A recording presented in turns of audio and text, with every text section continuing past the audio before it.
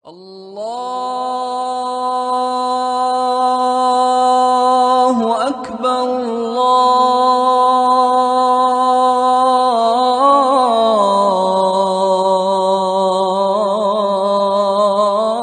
الله أكبر. إن الحمد لله نحمده ونستعينه ونستغفره ونعوذ بالله من شرور أنفسنا ومن سيئات أعمالنا.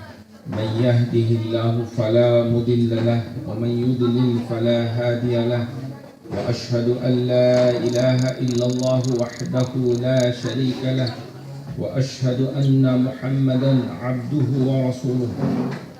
يا أيها الذين آمنوا اتقوا الله حق تقاته ولا تموتن إلا وأنتم مسلمون. يا أيها الناس اتقوا ربكم الذي خلقكم من نفس واحدة وخلق منها زوجها وبث منهما رجالا كثيرا ونساء واتقوا الله الذي تساءلون به والأرحام إن الله كان عليكم رقيبا. يا أيها الذين آمنوا اتقوا الله وقولوا قولا سديدا يصلح لكم أعمالكم ويغفر لكم ذنوبكم ومن يطع الله ورسوله فقد فاز فوزا عظيما. فإن أصدق الكلام كلام الله وخير الهدي هدي محمد صلى الله عليه وسلم وشر الأمور محدثاتها وكل محدثة بدعة وكل بدعة ضلالة كل ضلالة في النار. أيها الأحبة الكرام أخواتي إخواني السلام عليكم ورحمة الله وبركاته.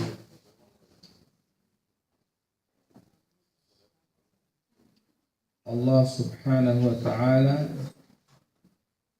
কুরআনুল কারীমে সিয়ামের কথা বলেছেন। তো সূরা আল বাকারা এর ভিতরে 185, 86, 87 এই আয়াতগুলোতে এইভাবে এসেছে যে কুতিবা আলাইকুমুস সিয়াম কামা কুতিবা আলাল্লাযিনা মিন ক্বাবলিকুম লাআল্লাকুম তাত্তাকুন। যে সিয়াম এটা হচ্ছে বিরত থাকা, এটার অর্থ হচ্ছে বিরত থাকা। ইসলামের প্রথম যুগে এরকমই ছিল। যেমন মারিয়াম আলাইহিস সালাম যখন তার গর্ভে সন্তান আসলো তখন তিনি ভয় পেয়ে গেলেন, লজ্জা পেলেন।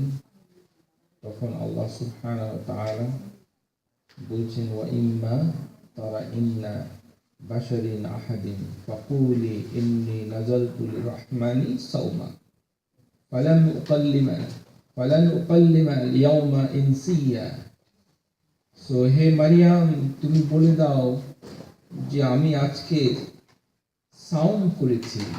ইন্নী নাযালতু লিররহমানি সাওমা, আমি সাওম করেছি। ফালান উকাল্লিমা, যে আমি আজকে কথা বলবো না। তো আগেকার দিনে রোজাগুলো যখন হতো তখন পানাহার, তারপরে ইন্টিমেসি এবং কথা বলা বন্ধ ছিল, অনেক কঠিন ছিল সেই রোজা।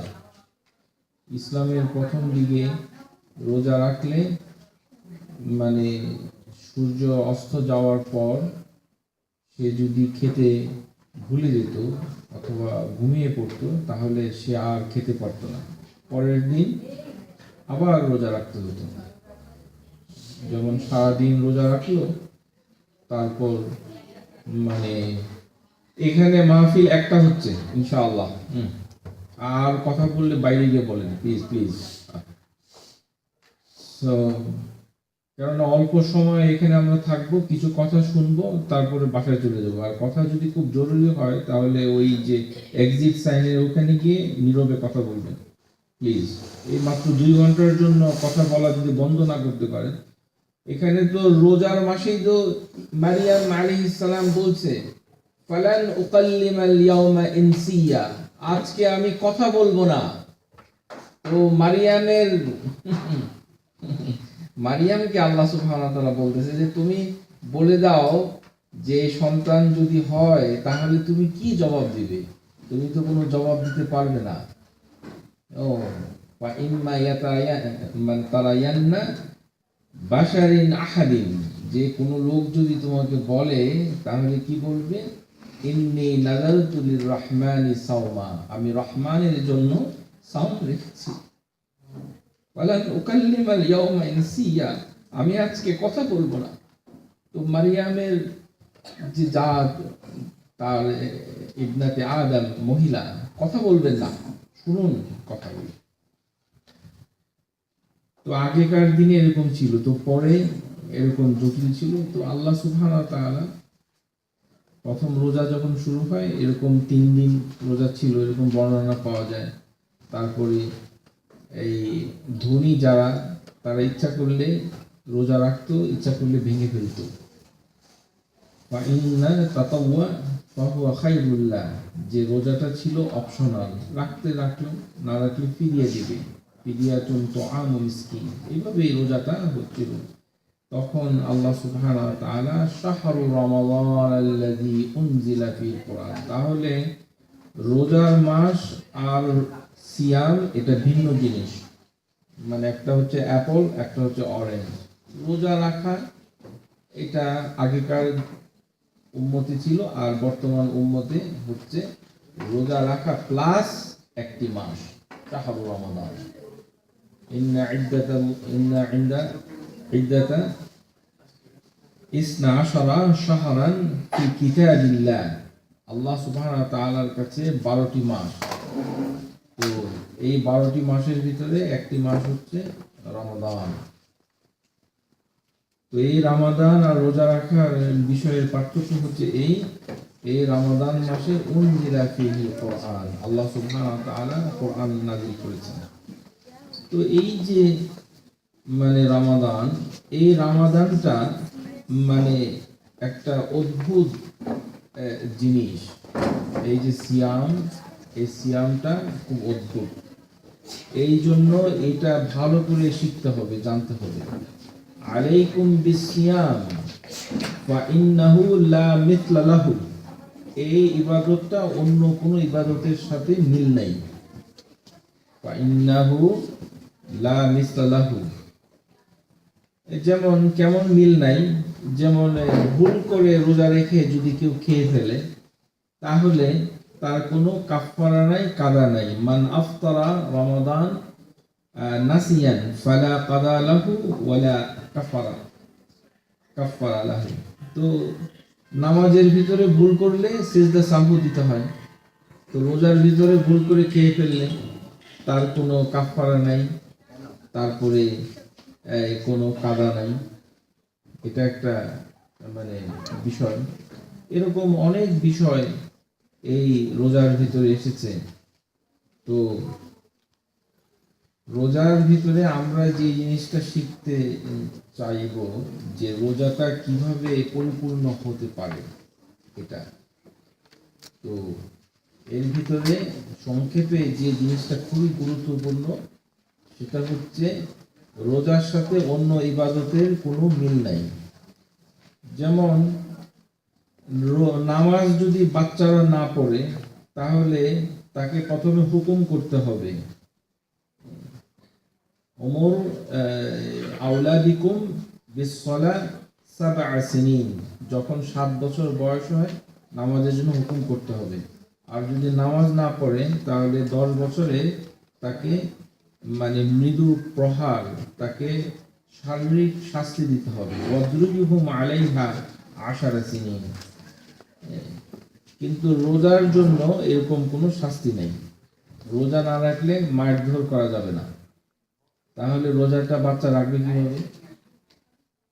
রোজাটা রাখবে রোজা যেভাবে শুরু হয়েছিল, ওই কারণেই আল্লাহ সুবহানাহু ওয়া তাআলা এইভাবে বর্ণনা করেছেন যে প্রথমে রোজাটা মানুষ রাখতো, ভেঙে ফেলতো, যারা ধনী লোক ছিল তারা রাখতো না, ফিরিয়ে দিয়ে দিত। কেউ হয়তো রাখতো, কেউ হয়তো ভেঙে ফেলতো। আবার এই 1 মাস রাখতো না, 3 দিন রাখতো। এইভাবে রোজাটা শুরু হয়েছে। তারপরে হিজরি 2য় সালে যখন আল্লাহ আয়াত নাজিল করলেন, শাহরু রমাদান ফামান শাহিদা মিনকুম ফালিয়াসুম, যে ব্যক্তি এই মাসকে পাবে সে পুরো মাসকে রোজা রাখবে। তাহলে ওই যে শুরুটা, এটা হচ্ছে ট্রেনিং। এইভাবে বাচ্চাদেরকেও ট্রেনিং দিতে হবে। তারা যখন বালেগ হওয়ার আগে, মানে প্রাপ্তবয়স্ক হওয়ার আগে, তাদেরকে 1-2টা রোজা রাখাইতে হবে এবং ভাঙতে হবে, রাখতে হবে, ভাঙতে হবে। এইভাবে তারা ট্রেনিং প্রাপ্ত হয়ে যখন তারা বালেগ হবে তখন পূর্ণ রোজা রাখবে। এই কারণে রোজার না রাখলে তাকে আঘাত করা যাবে না। এটি হচ্ছে রোজার সাথে মানে অন্য ইবাদতের পার্থক্য।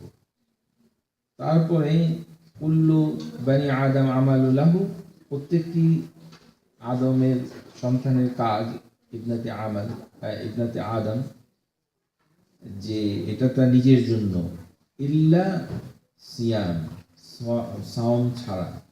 এটি আল্লাহ সুবহানাহু ওয়া তাআলা নিজে এর বিনিময় দান করেন। তো এই রোজাটা এমন একটা সমস্যা যে যদি সে অসুস্থ থাকে তাহলে সে রাখবে না, সে যদি কষ্ট হয় তাহলে সে রাখবে না। যেমন ফামান কানা মারিদান আও আলা সাফারিন ফাইদ্দাতুম মিন আইয়ামিন উখর, যে সে সফরে থাকলে, অসুস্থ থাকলে সে রাখবে না, সে পরে এটা রাখবে। আবার বলা হচ্ছে যে ব্যক্তি রোজা রেখে ইন্তেকাল করবে, মান সামা ইয়াওমান ইবতিগাআ ওয়াজহিল্লাহ খুতিমা লাহু বিহা দাখালাল জান্নাহ, যে ব্যক্তির শেষ কাজ হবে রোজা, সে জান্নাতে প্রবেশ করবে। কিন্তু রোজা রেখে মৃত্যুবরণ করা যাবে না। এটা কিভাবে হলো? এটা হচ্ছে এরকম যে সুস্থ শরীরে রোজা রাখতে হবে, অসুস্থ শরীরে রোজা রাখা নিষেধ। তাহলে সুস্থ শরীরে রাখার পর যদি কোনো ধরনের হার্ট অ্যাটাক, স্ট্রোক অথবা কোনো অসুখে সে হঠাৎ করে মরে যায় অ্যাক্সিডেন্টে, এবং তার শেষ কাজটা যদি রোজা হয়, তাহলে দাখালাল জান্নাহ, জান্নাতে যাবে। কিন্তু রোজার মাসটাকে আল্লাহ সুবহানাহু ওয়া তাআলা বলেছেন মোবারক। কিন্তু এই মাসে কতগুলো জিনিস ঘটে। একটি কি, যে ফুতিহাত আবওয়াবুল জান্নাহ, জান্নাতের দরজাটা খুলে দেয় এবং জাহান্নামের দরজাটা বন্ধ করে দেয়, গুল্লিকাত আবওয়াবুন নার। আর সুলসিলাত মারাদাতি শায়তান, এই জিনিসটার অর্থ কি? এখান থেকে এই অর্থ নেওয়া যাবে না যে রমজান মাসে মারা গেলে জান্নাতে চলে যাবে, জি না। রোজার মাসে মৃত্যুবরণ করলে কবরের আযাব মাফ হবে, এগুলো কোথাও নাই। রোজার সাথে মৃত্যুর কোনো সম্পর্ক নাই। এই মাসে মৃত্যুবরণ করলে কবরের আযাব হবে না, এই ধরনের কথা বলা গর্হিত কাজ, এগুলো বলা যাবে না, এগুলো নাই কোথাও। জান্নাতটা খোলা হয়, জাহান্নামটা বন্ধ থাকে, এটার মানে হচ্ছে হাসসু আলাল আমিল খাইর, যে জান্নাত খোলা থাকে, মানুষ যেন আগ্রহ হয়, মানুষকে আল্লাহ সুবহানাহু ওয়া তাআলা উদ্বুদ্ধ করছে যে সে যেন ভালো কাজ বেশি করে করে। আর জাহান্নামটা বন্ধ করে দেওয়ার অর্থ হচ্ছে যে জাহান্নামে যাওয়ার জন্য যে কাজগুলো সে করতো সেই কাজগুলো যেন কম করে। এটা একটা। আরেকটা হচ্ছে শয়তান বন্দি করে রাখলেও শয়তানের ওয়াসওয়াসা চলতে থাকে, শয়তান চলতে থাকে। কিছু কিছু শয়তান, মারাদাতি শয়তান বন্ধ থাকে, তার মানে তার প্রভাব কমতে থাকে। তাহলে আমরা দেখতে পাচ্ছি যে রোজার জিনিসটা একটু মানে ব্যতিক্রম, অন্য ইবাদতের সাথে এই ইবাদতের মানে তেমন কোনো সম্পর্ক নাই। তো যে জিনিসগুলি খুব বেশি ইম্পর্টেন্ট, সেটা হচ্ছে আমরা ইম্পর্টেন্টগুলো টাচ করে চলে যাব। একটা হচ্ছে উযু। উযু হচ্ছে রোজার মাসে নাকে পানি দিতে হবে। যেটা নিষেধ সেটা হচ্ছে বালিগুল ইস্তিনশাক, বালিগুল ইস্তিনশাক ইল্লা ইয়াকুনু সাইম, যদি কেউ রোজা রাখে তাহলে নাকে পানি দিবে, কিন্তু নাকে পানি দিয়ে বালিগ করতে পারবে না, মানে অতিরিক্ত নিবে না। পানিটাকে হাতের মুঠোয় নিয়ে টানতে হবে। ইউসাম্মাল মা ইস্তিনশাক। এখানে দুই ভিজা আঙ্গুল দিয়ে নাকের ভিতরে আঙ্গুল দেওয়ার কোনো রীতি নবী সাল্লাল্লাহু আলাইহি সাল্লাম থেকে উজুর ক্ষেত্রে আসে না। এটা বাংলাদেশে আসে, এই কোরআন হাদিসে নেই। কোরআন হাদিসে যেটা এসেছে সেটা হচ্ছে ইস্তিনশাক, পানিটাকে হাতে নিয়ে টানতে হবে এরকম। এই টানার মধ্য দিয়ে উজুটা হবে, এটাকে রোজার মাসে নিষেধ করা হয় নাই। সুতরাং উজু যদি না হয় তার নামাজ হবে না। আর যে তার যদি নামাজ না হয়, মান তারাকা সালাতাল আসর ফাকাদ হাবিতা আমালুহুল ইয়াউম, যে ব্যক্তি আসরের নামাজ পড়লো না তার সারা দিনের সমস্ত কর্মকাণ্ড বাতিল হয়ে যাবে। সুতরাং যার নামাজ নাই তার রোজা নাই, কিচ্ছু নাই। তাহলে উজু করতে হবে ভালোভাবে। কিন্তু বালিগু মানে হচ্ছে যে অনেক লোক আছে ওরা মানে পানিটাকে টেনে একেবারে উপরে নিয়ে যায় তারপরে আবার ছাড়ে, এই ধরনের অভ্যাস আমাদের বাংলাদেশিদের ভিতরে নাই। এটা মধ্যপ্রাচ্যের লোকরা করে এরকম, ওরা এটা করবে না, অল্প একটু টানবে এতটুকু, কিন্তু নাকে পানি দিতে হবে। নাকে পানি না দিলে গাসলুল ওয়াজহু এটা হবে না, আর পবিত্রতা হাসিল না করলে তার নামাজ হবে না, তারপরে নামাজ না হলে তার রোজা হবে না। রোজার মাসে জাকাত দিতে হবে এমন কোনো দলিল নাই। জাকাতের সম্পর্ক হচ্ছে বছরের সাথে। তবে কেউ যদি রোজার মাসেই দিয়ে আসতে থাকে তাহলে তার শুরুতে তওবা করতে হবে, মানে যিনি যখন শুরু করেছিলেন। কেননা আল্লাহ সুবহানাহু ওয়া তাআলা অর্থ সম্পদ তাকে দান করেছে, এবং সেই অর্থ সম্পদ যেদিন তার মানে নিসাব পূর্ণ হয়েছে সেদিন থেকে তার ফিসক্যাল ইয়ার শুরু হয়েছে, বাৎসর গণনা শুরু হয়েছে, সেই দিনটা পূর্ণ হয়ে 1 বছর হলে জাকাত দিতে হবে। কিন্তু অনেকে অলসতা করে দেয় না, রোজার মাসে দেওয়া শুরু করেছে, তাহলে আগের বকেয়া জাকাতটা দিয়ে আল্লাহ সুবহানাহু ওয়া তাআলার কাছে তওবা করলে এখন থেকে নিয়মিত রোজার মাসে দিলে আদায় হয়ে যাবে, অসুবিধা নেই। কিন্তু শুরুতে এই ভুলটা হয়েছে, ওই ভুলের জন্য তওবা করতে হবে এবং বকেয়া জাকাতটা দিতে হবে, একটা এস্টিমেট করে দিয়ে দিলেই হবে। রোজার মাসে একটি ফরজ আদায় করিলে 70টা ফরজ হবে না। একটি নফল আদায় করলে মানে ফরজের সমান হবে না, এগুলি সবই বাতিল কথাবার্তা। এটি একটি হাদিস আছে, হাদিসটা সহি নয়। এই হাদিসটাই সমস্যা, জাতীয় সমস্যার মূল। সালমান আল ফারসির হাদিস, বাবু ফাদাইল শাহর রমাদান ইন সাহহাল খাবারু। যিনি হাদিসটা লিখেছেন বইতে ইবনে খুজাইমা, তিনি বলেছেন যদি হাদিসটা সহি হতো। একটা লোক মুহাদ্দিস হাদিসটা লিখে বলতেছে যদি হাদিসটা সহি হতো, আসলে সহি হয় নাই। এই হাদিসটা বেশি চালু করা হয় এবং এই হাদিসটা অত্যন্ত জঘন্য। এর ভিতরে একটি জঘন্য কাজ হচ্ছে রোজার প্রথম 10 দিন রহমতের, মধ্য 10 দিন মাগফিরাতের, পরের 10 দিন কিয়ামত থেকে মানে দোজখ থেকে নিষ্কৃতি, এগুলো বাতিল কথাবার্তা। আল্লাহ সুবহানাহু ওয়া তাআলা উতাকা মিনান নার ফি কুল্লি লাইলা ইয়াউমা, প্রত্যেকটি রাতে আল্লাহ সুবহানাহু ওয়া তাআলা 30 দিনেই জাহান্নাম থেকে বান্দাকে মুক্তি দেন, সহিহ হাদিস।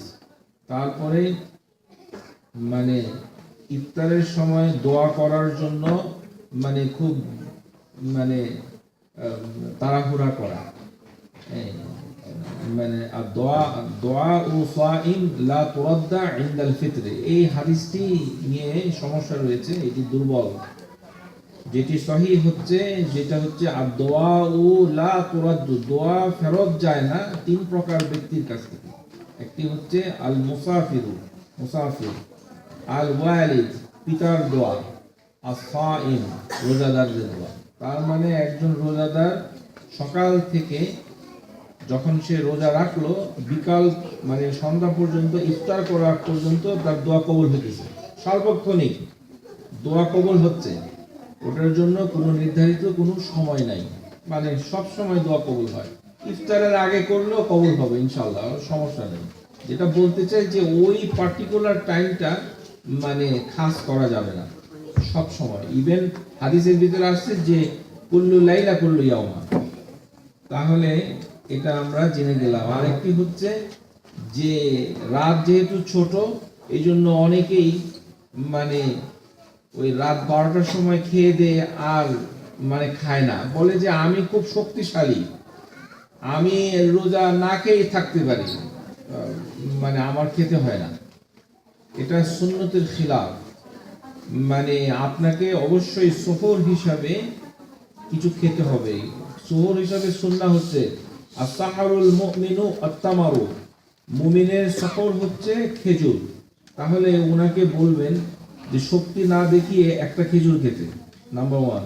নাম্বার 2, জারাআতুল মা, এক ডুব পানি, এটা খেতে হবে। কেননা রোজার ভিতরে স্কলারদের ভিতরে যে অভিমতটা এসেছে যে প্রত্যেক রাতেই মানে তাকে রোজা রাখার জন্য নিয়ত করতে হবে। তো নিয়তটা করবে কিভাবে? সে যখন সুহুর খেলো তখনই তার নিয়ত হয়ে গেল, নিয়ত বলতে হবে না। নাওয়াইতুয়ান আসুম্মা গাদান শাহরা, এইটা নাই। আর এইটা শব্দিক অর্থে ভুল। গাদান মানে হচ্ছে আগামীকালকে রোজা, মানে ওই দিনে রোজা এমনি বাদ পড়ে গেছে। তো এটা কি করতে হবে যে একটু পানি খেতে হবে। যিনি শক্তিশালী আপনার বাসায় বসবাস করে, এরকম শক্তিশালী লোক আছে, আবার গর্ব করে যে আমি তো খাই না, সর্বনাশ। শুনেন, আপনার শক্তি আল্লাহ সুবহানাহু ওয়া তাআলা দেখতে চাচ্ছেন। আল্লাহ সুবহানাহু ওয়া তাআলার কাছে আপনি আনুগত্য স্বীকার করবেন। ফালিয়াস্তাজিবু লি, আল্লাহ এবং তার রাসূলের অনুসরণ করতে হবে, ওখানে জবাব সাড়া দিতে হবে। তো এটার সাড়াটা কি? যে সফর খেতে হয়।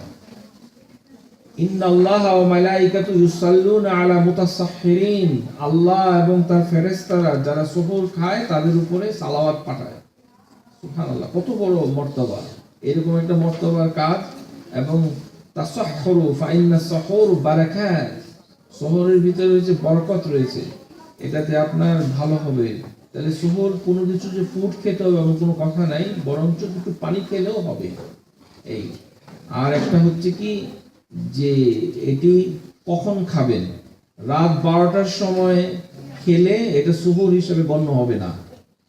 সুহুর হিসাবে গণ্য হবে কখন? আখিরুল লাইল, আখিরুল লাইল। কাম কাম কানা জামানুন বাইনাল আযান ওয়াস সুহুর, সুহুর এবং আজানের মাঝখানে ওয়া আকদিরু 50 আয়াত, 50 আয়াতের তেলাওয়াত পর্যন্ত সময় ছিল। নবী সাল্লাল্লাহু আলাইহি সাল্লাম আখিরুল লাইল মানে রাতের শেষ ভাগে সুহুর খেতে হয়। এটা তো পরিষ্কার হয়ে গেল। বিছানার পাশে একটু পানি রেখে দিবেন। পানি এমনও খেতে হবে। পানি না খেলে যারা প্রোটিন খান, মানে মাংস বেশি খান, তাদের কিন্তু গাউট হবে কিন্তু এই রোজার মাসে। কারণ হচ্ছে যে আপনার ডিহাইড্রেশন হয়ে যাবে, এবং বেশি করে চিকেন যারা খায় এবং বিফ খাচ্ছে তাদের ইউরিক অ্যাসিড হবে এবং শরীর থেকে বের হবে না। 20-15 রোজার পরে এই বুড়ো আঙ্গুলের এখানে বড় লাল হয়ে ফুলে উঠবে, ব্যথা হবে, তারপরে সর্বনাশ হবে। এই জন্য সুস্থ থাকার জন্য পানি খেতে হবে, প্রয়োজনীয় পানি খেতে হবে শেষ রাতে। এটা পরিষ্কার হয়ে গেছে। তারপরে হচ্ছে যে রোজা রাখার ওই যে নিয়ত নাই, সে যে উঠে খেলো সেটাতেই তার নিয়ত হয়ে যাবে ইনশাআল্লাহ। এখন আমরা যে গুরুত্বপূর্ণ বিষয়টা আলোচনা করব সেটি হচ্ছে যে যদি কেউ মানে শেষে খাচ্ছিল, কিন্তু খাওয়ার সময় দেখা গেল যে ইফতারের সময়টা চলে আসছে, মানে হয় বাসায় আজানের যে এটা চলতেছে, অথবা ঘড়িতে দেখলো যে সময়টা পার হয়ে গেছে কিন্তু খাওয়াটা কিছু বাকি, সেই ব্যক্তি খাওয়া পূর্ণ করবে ইনশাআল্লাহ, এটা কোনো সমস্যা। কিন্তু দ্রুত খেতে হবে। আজ্জিলু ফিল তাওয়াম ইযা সামি'তা নিদাআন, যদি তোমরা আযান শুনো, ওয়া ইনাহু আলাল ইয়াদাইয়া, তোমাদের হাতের উপরে যদি থালা থাকে, ফালা ইয়াদা, আন ক্বাবলা ইয়াকদিয়া লাহু, তাহলে এই খাবারটা শেষ না করে করো না। মানে ভাত খাচ্ছেন কিন্তু আগে থেকে শুরু করতে হবে। আজান হয়ে গেছে তারপরে ঘুম থেকে উঠে খাওয়া যাবে না, ওটা খেলে রোজা নষ্ট হয়ে যাবে। বুঝতে পেরেছেন? এটা খুব ইম্পর্টেন্ট। মানে উত্তম হচ্ছে সময়ের আগেই খাওয়াটা শেষ করে দেওয়া। যদি কোনোদিন একটু ঘুম থেকে দেরি হয় অথবা ওষুধ খাওয়াটা বাকি, কারোর ওষুধ খেতে হবে, একটু পানি খেতে হবে, মনে হচ্ছে আর একটু পানি খাই, আজান চলতেছে, আপনার খাওয়া চলতেছে, অসুবিধা নেই, কন্টিনিউ করেন। আজানের মতনই শেষ করে দিতে হবে। বিলাল রাদিয়াল্লাহু তাআলা আনহু যখন আজান দেওয়ার জন্য উঠতেন তখন তারা বলতো ইমতিহালুল বিলাল হাত্তা ইয়াকুল, আমরা একটু তুমি আজান দাও, একটু দেরি করো, আমরা খাচ্ছি, এইভাবে। তাহলে এই জিনিস হচ্ছে ইম্পর্টেন্ট। আর একটি হচ্ছে যে ইফতার দ্রুত করতে হবে। ইয়াজআলুল ইফতার ওয়া ইয়াজআলুস সালাহ। এখানে বাংলাদেশি মসজিদগুলোতে যেটা হয় সেটা হচ্ছে যে ইফতার করার পরে তারা নামাজ পড়ে না, তারপরে বড় একটা প্লেট নিয়ে বসে, তারপরে খেতে থাকে, গার্বেজে ফেলতে থাকে, দাঁত খিলাল করতে থাকে, তারপর অনেকক্ষণ পরে নামাজ পড়ে। খিলাফুস সুন্নাহ, এটি হচ্ছে খারাপ। আপনাকে ইফতার করতে হবে আত্মামারুন অথবা রুতাব, মানে কাঁচা খেজুর, রুতাবান তামারাতান ওয়াল হাসান হাসাওয়াতুল মা, অথবা পানি। এই তিনটি জিনিস বলে দেওয়া হয়েছে। সুতরাং এটার করলে সওয়াব আছে। পানি, এখানে পানি বলছে, শরবত বলে না কিন্তু, মিষ্টি না। মানে একটু পানি খেয়ে তারপরে, মানে এক গ্লাস পানি রাখতে হবে এরকম। এটা অল্প একটু পানি খাওয়ার পরে শরবতটা খাবেন, আগে পানি, যদি খেজুর না থাকে, আর খেজুর থাকলে খেজুরটা প্রথম, এভাবে তারপরে পানি খেতে হবে ইত্যাদি। কিন্তু এটা খাওয়ার পরই নামাজটা পড়ে ফেলবেন, এটা নামাজের পরে খেতে হবে। বাংলাদেশের মসজিদগুলোতে যে ভুলটা করেন আমাদের বাংলাদেশ মসজিদটা হচ্ছে যে ইফতার করার পরে তারা ডিনার করে ফেলে। ডিনার করবে পরে, নামাজের আগে নয়। যে হাদিস আছে লা সালাতা বিহাদারাত তুআম, এটি রোজার জন্য প্রযোজ্য না। রোজার জন্য যে খাবার হাজির হলে কোনো নামাজ নাই, এটি হচ্ছে ক্ষুধার্ত ব্যক্তির জন্য, যে একেবারেই মানে খায় না। এই যে সকল সাহাবীদের জন্য এই হাদিস বলা হয়েছে, তারা আমাদের মতো 3 বেলা খেত না, 1 বেলা খেত বড় খাবার আশা। ওই কারণে নবী সাল্লাল্লাহু আলাইহি ওয়াসাল্লাম বলছেন যে ওরকম ক্ষুধার্ত ব্যক্তির সামনে যদি খাবার রাখা হয় তাহলে তার নামাজ নাই, মানে সে আগে খাবে তারপরে সে করবে। এটা হচ্ছে দৈনিক 1 বেলা 1.5 বেলা যারা খায় তাদের জন্য, আমাদের জন্য না। আমরা হচ্ছে সাইম, আমাদের জন্য হচ্ছে ইয়াজআলুল আফতার ওয়া ইয়াজআলুস সালাহ। আচ্ছা, কয় মিনিট আছে? 15। ওকে, সো নাও যে মানে রোজা রাখার ক্ষেত্রে যে জিনিসটা ইম্পর্টেন্ট, আমরা ফিদিয়ার ব্যাপারটা আলোচনা করব। ফিদিয়াটা এখানে ফিদিয়ার যে জিনিসটা যেটা আসছে, যে যাদের ডায়াবেটিস আছে তারা সবাই মানে ফিদিয়া দিয়ে রাখেন। ফিদিয়াও হবে না, রোজাও হবে না, শাস্তি হবে কঠিন। ভালো করে শুনুন। নিজে অসুস্থ বানিয়ে নিজেই ফতোয়া জারি করে নিজেই ফিদিয়া দিলে এই ধরনের কোনো হুকুম শরীয়তে নাই। মানে ভালো করে শুনুন, এটা কিভাবে আদায় হবে। এটি হচ্ছে অসুস্থতাটাকে 2 ভাগে ভাগ করা হয়েছে। একটি হচ্ছে যে অসুস্থতার চিকিৎসা আছে, আর একটি অসুস্থ হচ্ছে এই অসুখের আর কোনো চিকিৎসা নাই, অথবা চিকিৎসা আছে কিন্তু আরোগ্যের কোনো সম্ভাবনা নাই।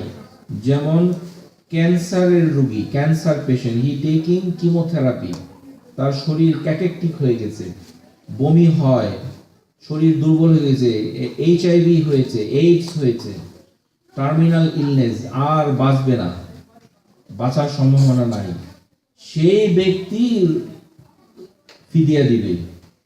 ডায়াবেটিসের ফিদিয়া দিবে এটা ঠিক না। যে সকল অসুস্থ, যার কোনো আরোগ্যের আশা নাই, আর কোনোদিন ভালো হবে না, ডাক্তার বলে দিছে আর ভালো হবে না, এরকম কন্ডিশন যদি থাকে তাহলে সে ফিদিয়া দিবে।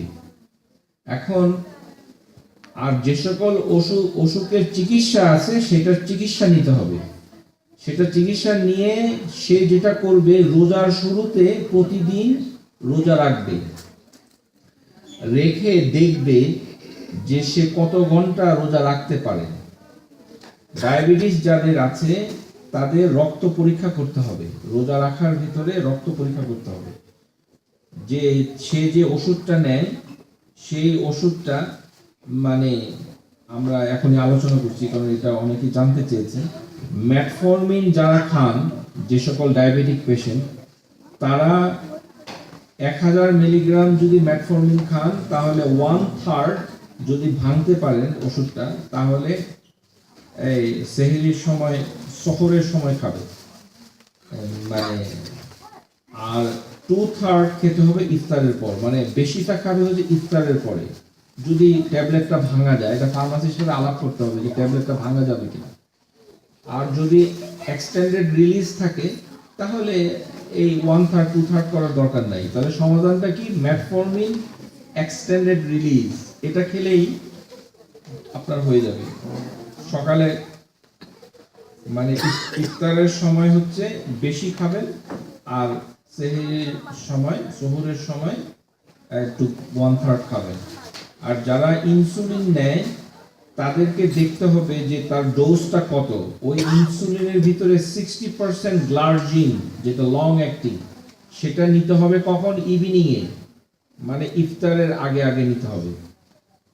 আর 40% লিসপ্রো অর অ্যাসপার্ট, সেটা নিতে হবে কখন? যে এই সহরের সময় আর একটা ইফতারের সময়। আবার মানে মোট ডোজের 70% ইউজ করতে পারবেন, আবার মোট ডোজের 80% আপনি ইউজ করতে পারবেন, 85%, মানে একটু কমাতে হবে। রোজার বাইরে যে ডোজটা নিতেন সেটা থেকে একটু কম নিতে হবে, এটা হচ্ছে বটম লাইন। ডাক্তারের সাথে পরামর্শ করতে হবে, চেষ্টা করতে হবে। সেই চেষ্টা করার পর আপনি, যেহেতু রোজাটা অনেক লম্বা, 17 কত ঘন্টা হবে এবার? 16 ঘন্টা, 16 ঘন্টা, সেই জন্য আসরের নামাজের পরে আপনি রক্ত পরীক্ষা করবেন। রক্ত পরীক্ষা করার সময় যদি দেখেন যে আপনার রক্তের গ্লুকোজ 60 মিলিগ্রামের নিচে নেমে গেছে, তাহলে আপনি রোজা ভেঙে ফেলবেন, বুঝতে পারছেন? ওই দিন আর রোজা রাখবেন না। 60 মিলিগ্রাম যদি, আর যদি দেখেন যে 80 মিলিগ্রাম এর নিচে এসেছে, 60 না 80 এর নিচে, তাহলে আপনি শুয়ে পড়বেন, পরিশ্রম করবেন না, শুয়ে পড়বেন এবং আপনার রোজা রাখার চেষ্টা করুন, রোজা রাখতে পারবেন ইনশাআল্লাহ। কিন্তু যদি দেখা যায় যে ইফতারের আগে আগে 60 চলে আসছে, মানে আপনার আরো শরীরে ঘাম দিয়েছে, হাত পা কাঁপতেছে, তাহলে বোঝা যাচ্ছে যে 16 ঘন্টা রোজা আপনি রাখতে পারবেন না। সেই ক্ষেত্রে আপনাকে যেটা করতে হবে, এই রোজাগুলি এই দেশে যখন থাকেন, যখন আপনার রোজাটা শীতকালে নভেম্বর মাসে ছোট হয় দিন, তখন রাখতে হবে। আল্লাহ সুবহানাহু ওয়া তাআলা বলছেন, ফাইন কানা মারিদান আও আলা সাফারিন ফাইদ্দাতুম মিন আইয়ামিন উখার, সে অন্য দিনগুলিতে সেগুলো গণনা করবে, কিন্তু ফিরিয়ে দিতে পারবে না। সুতরাং এটা মানে নিষেধ। যাদের অসুস্থতার ভিতরে, যে সকল মানে বাবা মা বৃদ্ধ আনকনশাস হয়ে পড়েছে, আইসিইউতে আছে, অথবা আলজাইমার্স অসুখ হয়েছে, ও সকাল কোনটা বিকাল কোনটা বুঝে না, তারপরে কথা বলতে পারে না, একেবারে ডায়াপারে হাগুমুতু করে, তারপরে হুঁশ থাকে না, মাঝে মাঝে একটু কথা বলে কিন্তু বেখেয়াল, তার রোজাও নাই নামাজও নাই, ওরার জন্য ফিদিয়া লাগবে না। ভেরি ইম্পর্টেন্ট, সবার জন্য ফিদিয়া না। ওদের জন্য রোজাও নাই নামাজও নাই, তার জন্য ফিদিয়া হবে না। ফিদিয়া হবে হচ্ছে অতি বয়স্ক, শাইখুল কবির ওয়া আজুজা কবিরা, শাইখুল কবির ওয়া আজুজাতুল কবিরা, অর্থাৎ অতি বৃদ্ধ, এক্সট্রিম ওল্ড এজ, আরেকটা মানে man, or extreme old age women, কত 65 বছরের উপরে হইতে হবে, বয়স 65 বছরের উপরে, 65 বছর 65 above 65 যদি এরকম হয় যে সে এই বেশিক্ষণ না খেয়ে থাকতে পারে না, সেই বৃদ্ধ মহিলা এবং বৃদ্ধ পুরুষ উভয়ের জন্যই ফিদিয়া চলতে থাকবে কন্টিনিউয়াস আনটিল হি ডাইজ, এভাবে চলতে থাকবে। আর দুই প্রকার ফিদিয়া দিতে পারবে, সেটি হচ্ছে আল হামেল আল হুবলা, যাদের প্রেগনেন্ট মহিলা, যাদের বাচ্চা আছে পেটে, অথবা আল মুরদিআ ব্রেস্ট ফিডিং মাম, ব্রেস্ট ফিডিং মাম সে 2 বছর এইটা করতে পারবে, 2 ইয়ার্স, যদি সে ব্রেস্ট ফিড করতে চায়। আল হুবলা আল হামিল ওয়াল মুরদিআ ইন খাফাত, قال ابن عباس رضي الله عنه هذه الآية فإن تطوع خير فهو خير له, যে আল্লাহ সুবহানাহু ওয়া তাআলা যখন বলছেন ইউতিকুনাহু ফিদিয়াতুন তুআমু মিসকিন, ইউতিকুনাহু যারা রোজা রাখতে পারতো তারাই ফিদিয়া দিত, এটা কিন্তু ভুল অনুবাদ আছে বাংলা ভাষায়। আপনারা যারা কোরআন পড়েন ওখানে কিন্তু লেখছে যে রোজা রাখতে সমর্থ না হলে, এটা কিন্তু রং ইউতিকুনাহু মানে হচ্ছে সমর্থ যারা আছে, মানে সেই আমলে বড় লোকরা রোজা রাখতো না। ইউতিকুনাহু লাম ইউতিকিন, লাম ইউতিকুনা যে রোজা রাখতে অসমর্থ, সে যদি প্রেগনেন্ট হয় এবং তার সমস্যা থাকে যে ডাক্তার বলেছে যে তার ইউটেরাসে মানে এই অলিগোহাইড্রামনিয়ান হয়েছে, বাচ্চার পানি কম, তারপরে অসুস্থ হয়ে যায় এরকম, আর যদি প্রেগনেন্ট মহিলা যদি রোজা রাখতে পারে রাখবে, কোনো সমস্যা নেই, এটাতে কোনো সমস্যা নেই। কিন্তু ডাক্তার যদি বলে যে রোজা রাখলে ডিহাইড্রেটেড হয়ে গেলে ওই পেটের বাচ্চাটার হার্টবিট কমে যায় অথবা পানিটা কমে যেতে পারে, এই ক্ষেত্রে সে ফিদিয়া দিবে। আর যে ব্রেস্ট ফিড করলে যদি মা তৃষ্ণার্ত হয়ে যায়, বাচ্চা তৃষ্ণার্ত হয়ে যায়, বাচ্চাও দুধ পাচ্ছে না, মাও তৃষ্ণার্ত হয়ে যায়, কারণ এটা একটা ডিহাইড্রেশন, তখন মুরদিআ breast feeding mum can make ফিদিয়া। এই দুই প্রকার ফিদিয়ার লোকের আর রোজা কাজা আদায় করতে হবে না, এদের ফিদিয়া দিলে এটা আদায় হয়ে যাবে, মানে এখানে অন্য কিছু নাই। আর আরেকটি হচ্ছে যে রোজা সম্পর্কে ভালোভাবে না জেনে রোজার মাসে আল্লাহ সম্পর্কে আজে বাজে কথা বলা থেকে বিরত থাকতে হবে। এইরকম আমাদের সমাজে অনেক ধরনের আজগুবি কথাবার্তা আছে। একটা কি বলে যে গরিবের দুঃখ কষ্ট বোঝার জন্য রোজা আসছে, এটা কোথায় আছে? এটা কোথাও নেই, হাদিসেও নেই, কোরআনের ভিতরেও নেই। গরিবের দুঃখ কষ্ট বোঝার জন্য রোজা আসছে নাকি? আস্তাগফিরুল্লাহ আযীম। তাহলে গরিব রোজা রাখে, সে কার দুঃখ কষ্ট বুঝে? আন্তাজি এগুলি, এই সকল বানানো কথাবার্তা অত্যন্ত গরিব। একটা সমস্যা হচ্ছে আনতাকুলু আলাল্লাহি মা লা তা'লামুন, আল্লাহ সম্পর্কে না জেনে কথা বলা একটি কবিরা গুনাহ। সো এটার থেকে বিরত থাকতে হবে। আরেকটি হচ্ছে যে রোজার পবিত্রতা, রোজার পবিত্রতা বাংলাদেশে যে প্যাটার্নে হয়, এটা পবিত্রতা, এরকম পবিত্রতা কোরআন হাদিসে নাই। এটা কি, রোজা আসলে ওই হোটেল মোটেলগুলি বন্ধ করতে হবে, খাওয়া দাওয়া যাবে না, এই সেই করা যাবে না। তারপরে যে সকল মহিলাদের মাসিক হচ্ছে, যারা রোজা রাখে না, তারা আবার বাসায় রোজার মতো ভান করে, রোজা রাখবে না, ওই যে খাবো না আমি। এই ভান করার কোনো কাজ সিয়ামের ভিতরে নাই। রাসূলুল্লাহ সাল্লাল্লাহু আলাইহি ওয়াসাল্লাম তিনি মক্কা বিজয়ের সময় কোরআউল গামিম জায়গায় যখন গেলেন, তখন তিনি একটা আতিকদাউ ওয়া ইয়ারফাউহু, তিনি একটি পাত্র নিয়ে ধরলেন, ধরে পানি পান করলেন, সবাই দেখলো, ইরা আন-নাস, তিনি মানুষদেরকে দেখিয়েই পানি পান করেছেন যে আমি রোজা রাখছি না। কেননা মক্কা বিজয়ের সময় তারা সফরে ছিল, যুদ্ধ হয়েছে রোজার মাসে। সুতরাং মানে যে মহিলা দিনের বেলা শুরুতে যে খাবে সে শেষেও খাবে, অসুবিধা নেই। এখানে লুকোচুরির কিছু নাই, শুধুমাত্র তরবিয়তের ক্ষেত্রে বাচ্চা যদি থাকে তাহলে তার সামনে খাওয়াটা ঠিক না।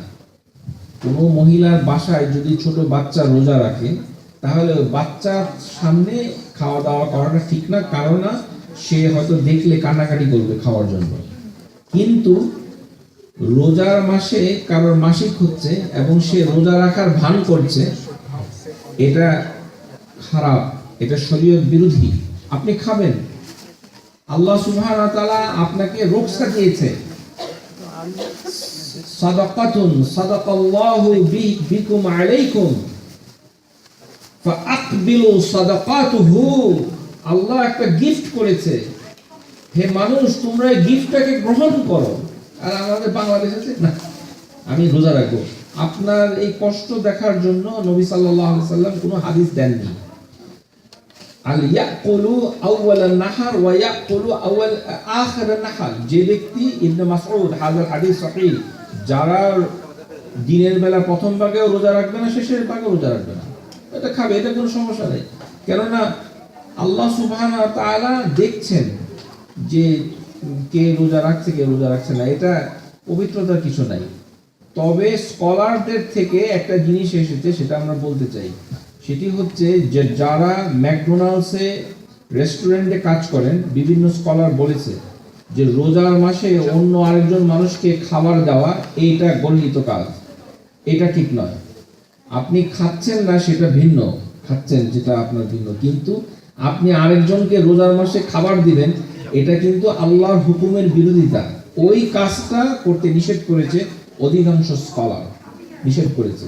তো যাদের এই ধরনের চাকরি আছে তারা ভবিষ্যতে চাকরিটা পরিবর্তন করবেন, কেননা এই চাকরিটা ভালো না, অথবা শিফট চেঞ্জ করতে হবে, রাতের বেলা কাজ করবেন, দিনের বেলা করবেন না।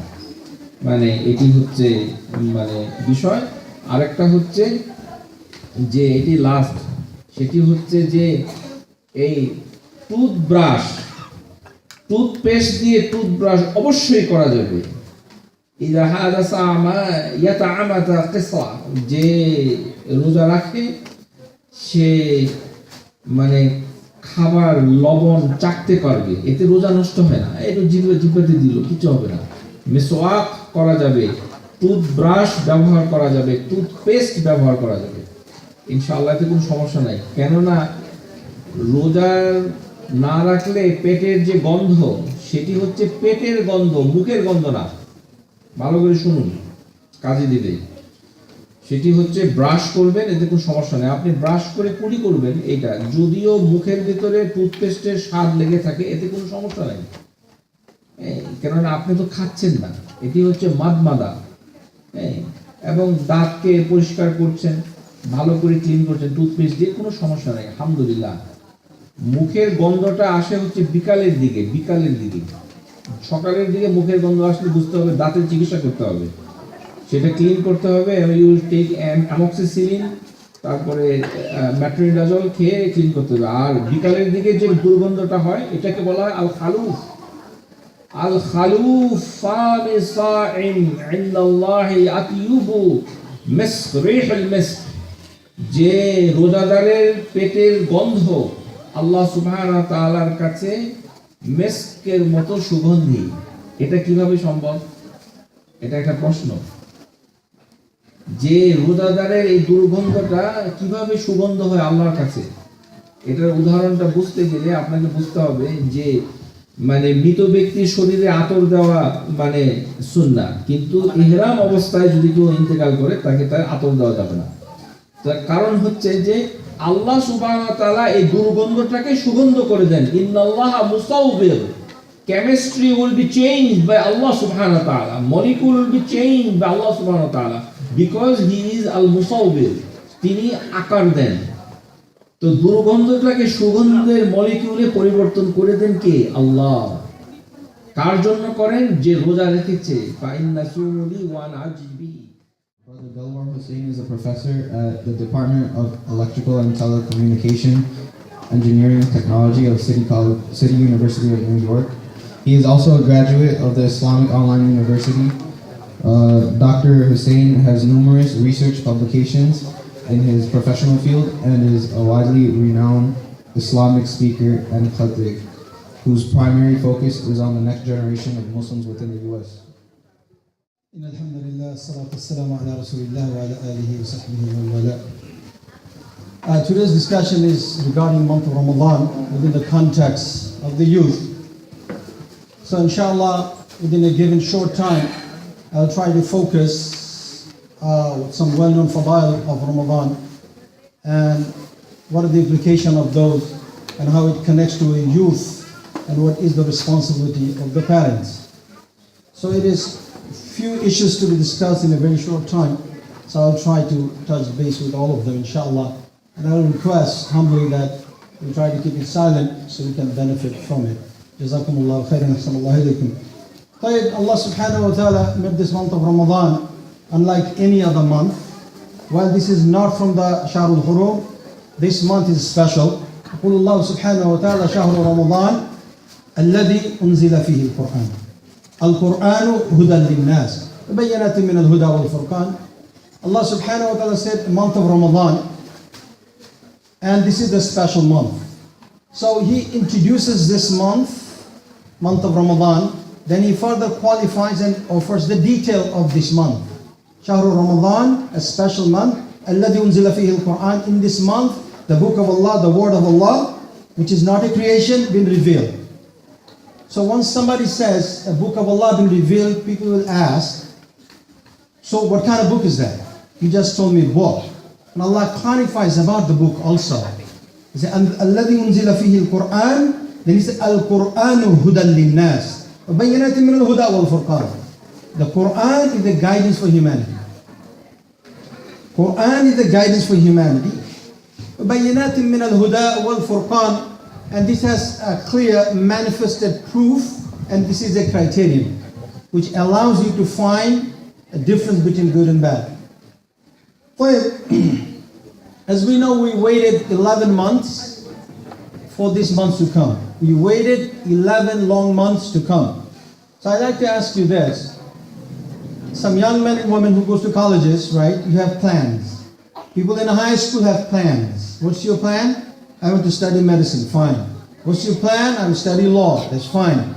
But if you want to study law, you have to prepare for it. You need some kind of SAT score, certain GPA, certain community service, so on and so forth. To do something, you have some plan for it. And with the plan and effort, you may achieve the goal, you may not even achieve it. It depends. Having said that, month of Ramadan came after 11 months. It requires some planning. It requires some initiative, some effort. Young or old, irrespective of that, everybody needs some planning for 11 months. I remember some of my colleagues back in days working hard. I said, why are you working so hard? He said, I'm working to retire. Have a plan. He said, I'm putting money somewhere else in investments. When I retire, I can enjoy it. Have a plan. The Muslims do have a plan for this month.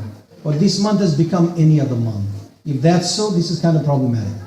Because we become fundamentally heading towards the wrong direction. I'm not saying that you fasting, the hukum is not fulfilled. I'm not saying it. I'm saying attaining the maximum benefit out of it requires certain level of effort, some conscious effort, not a ritualistic effort. What is the difference? Ritualistic effort, like when you walk, it's a ritualistic action. Like you're walking, you don't plan for it. But when you eat something tasty, you sit down, plan, look at it, it smells good. Every time you take a bite, you enjoy it, and enjoyment manifests in your face because you plan to eat and enjoy it. Month of Ramadan coming, did you plan for it? Do you plan to take a bite from Ramadan and enjoy the maximum? It will manifest in you. Will it so?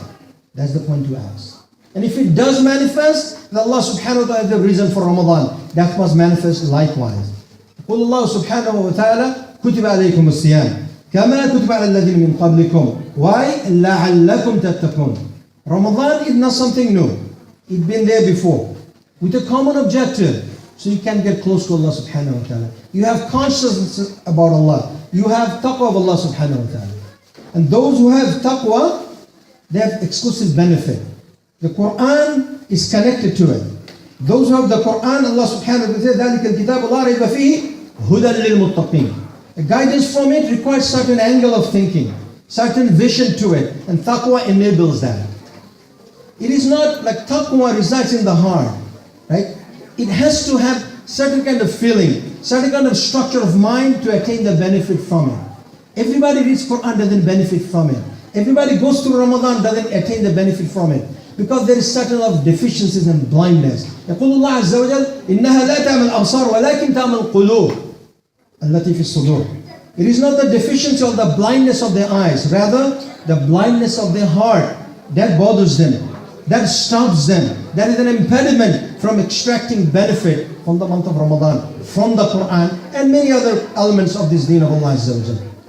So we need to prepare for it and think about it so we may benefit from it. Fine, and many other benefits of Ramadan, as we know, that Allah subhanahu wa ta'ala gives at least 10 times of reward anybody who does good. It could go 700 times and without any account as Allah pleases. يَفْعَلُ مَا يُرِيدُ. He does whatever He pleases, subhanahu wa ta'ala. So I wonder, I ask myself many times,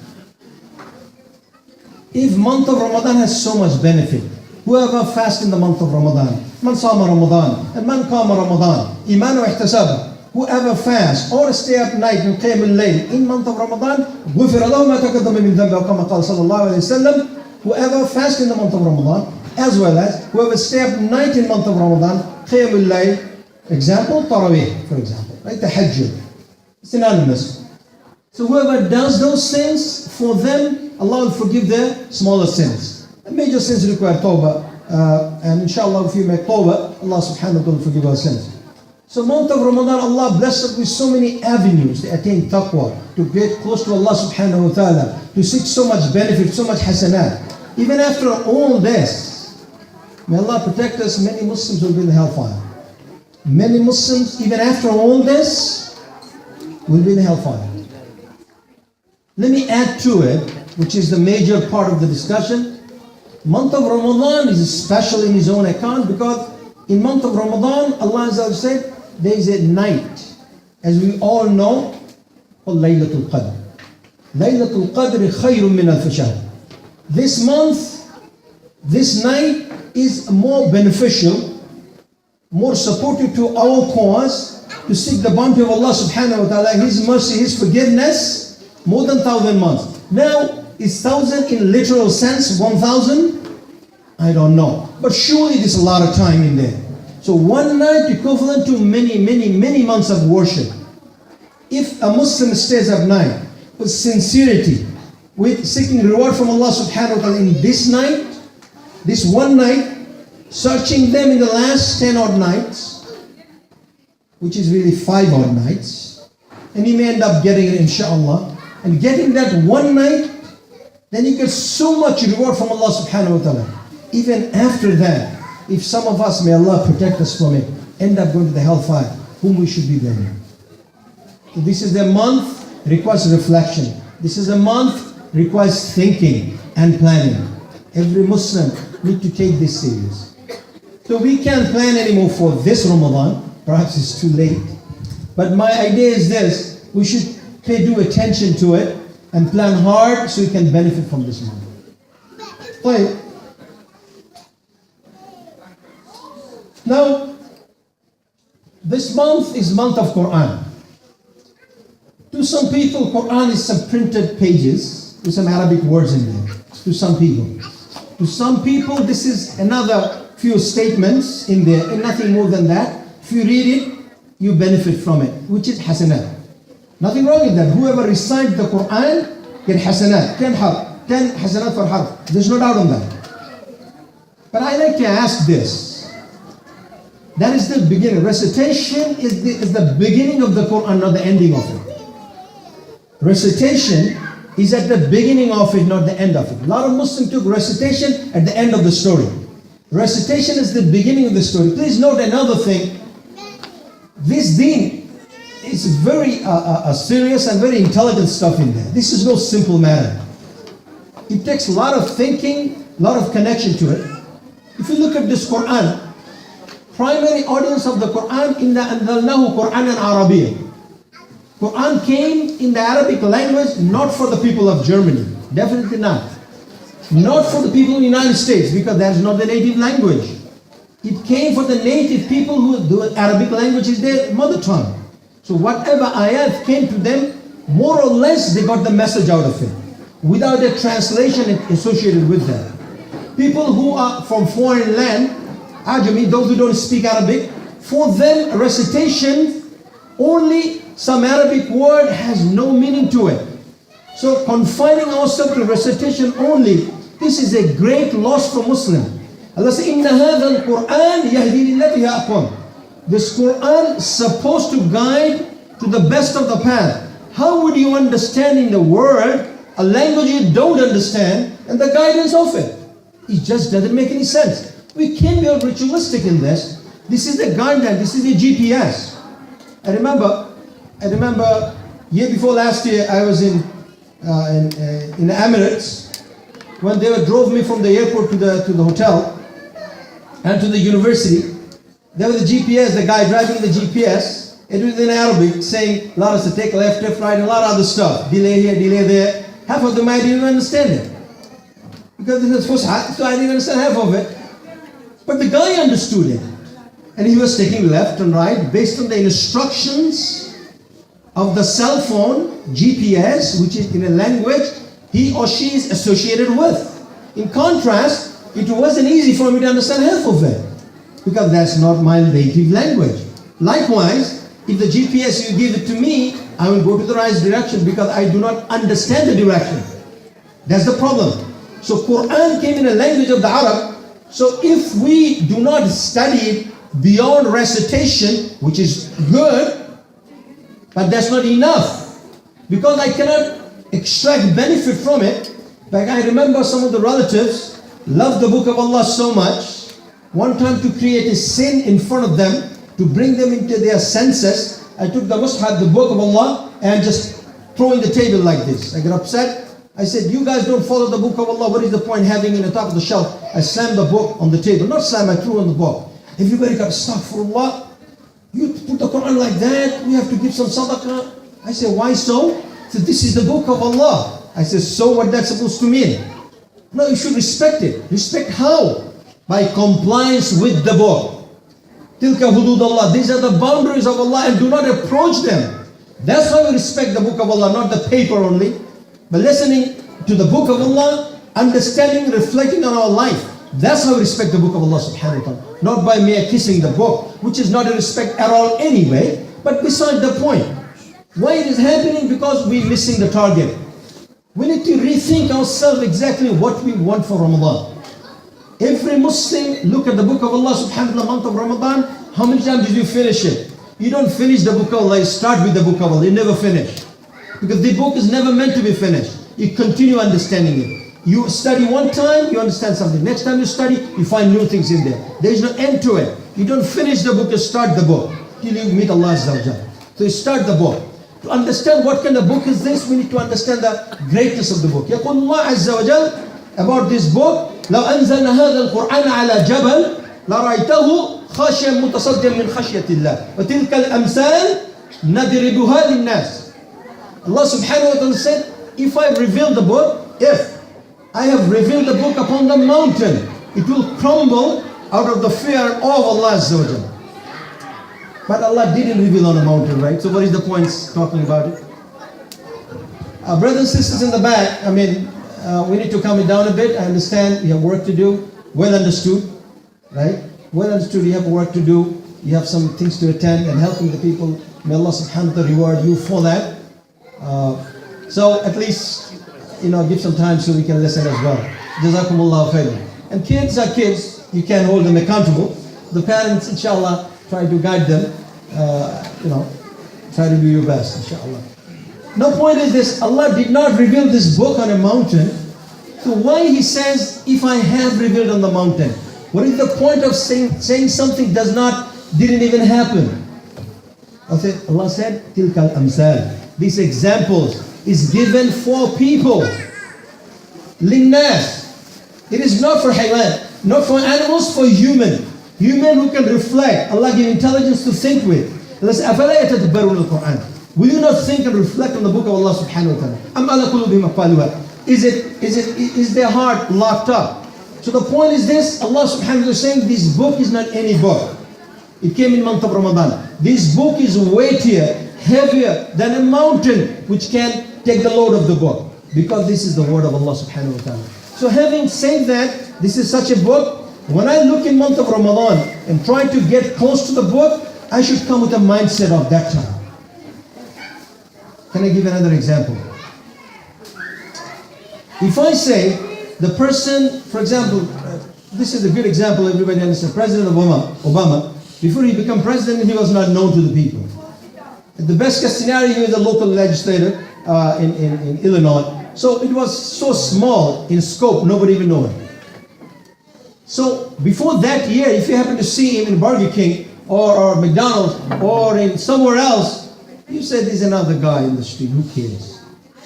But if you happen to see him today, he's not even a president anymore.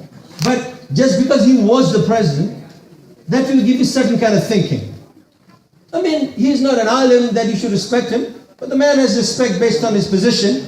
That's what we're limited to. But he's not an alim, a faqih that deserves the respect.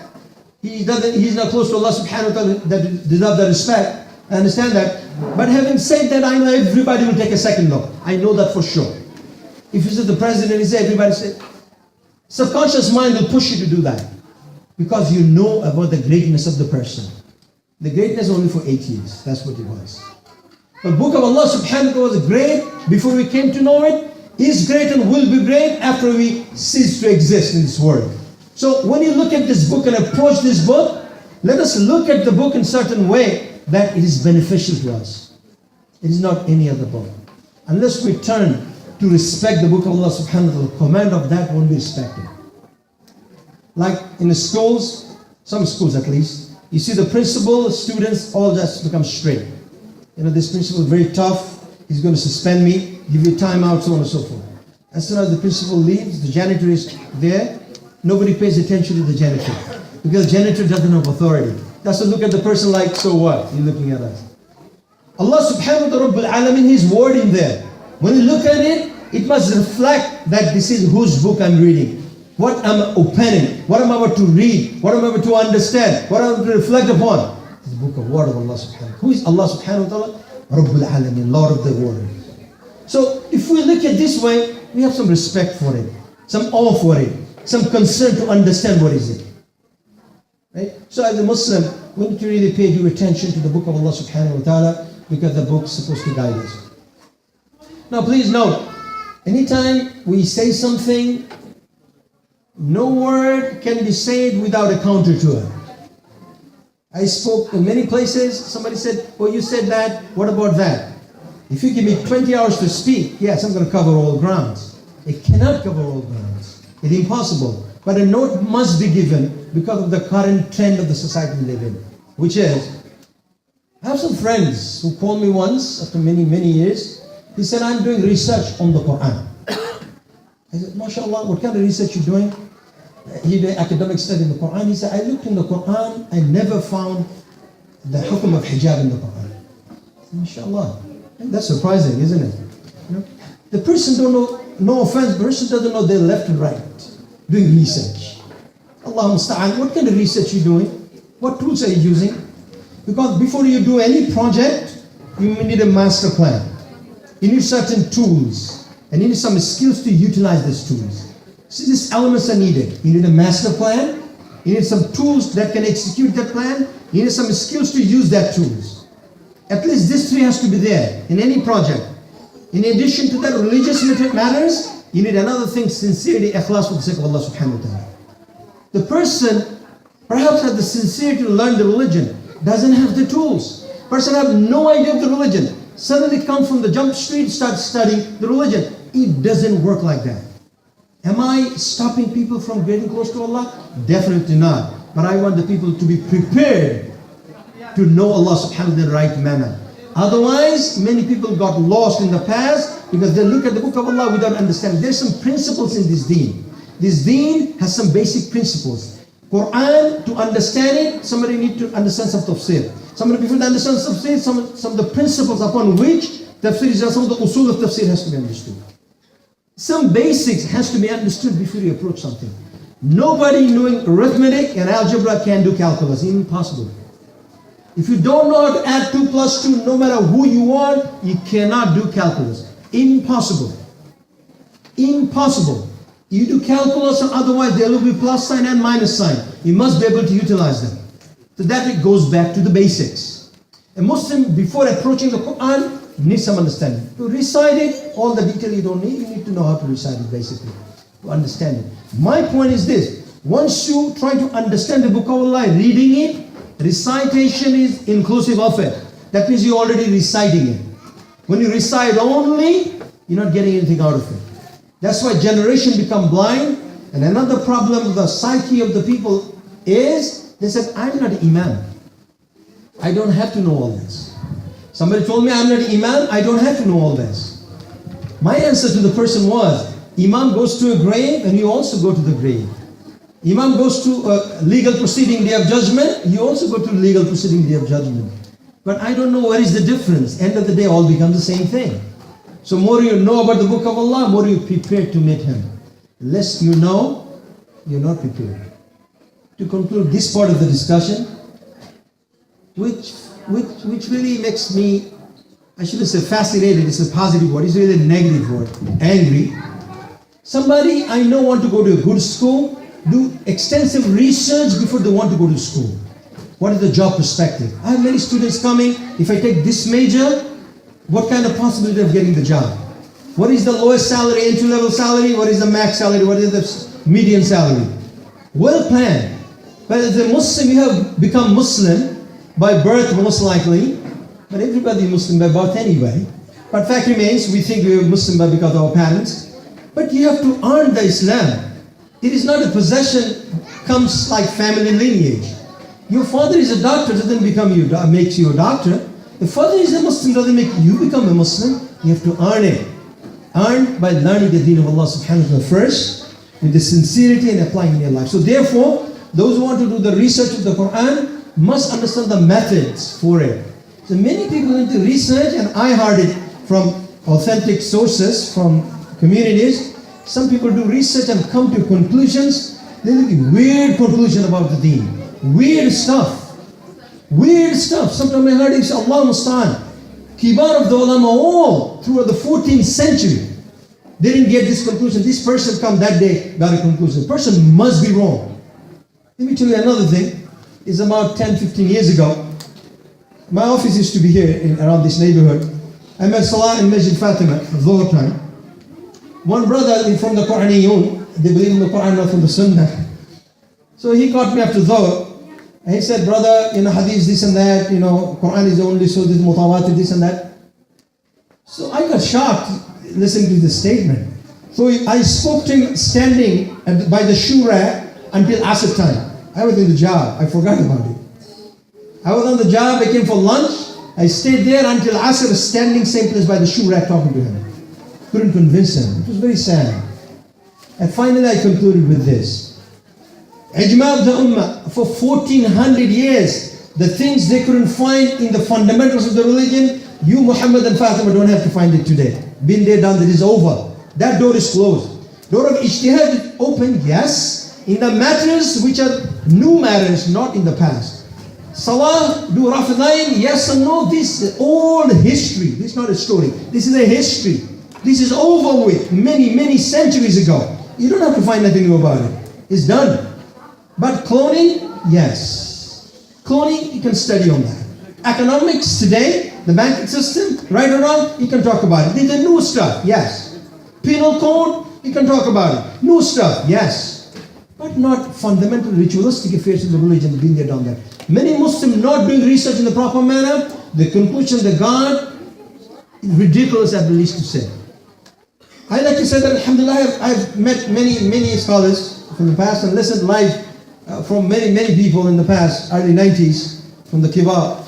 But one thing I realized is, what the ulama of this ummah already concluded in the basic matters of the religion, they are done. Those books are closed. We don't have to shake it anymore. So those who want to do research, please come with proper tools and approach in the right manner, have some sincerity, and always connect to the people of the knowledge so you can benefit from it, have the right conclusion, inshallah. The next point about the parents, about our children. Ramadan is a month of attaining taqwa of Allah subhanahu wa ta'ala.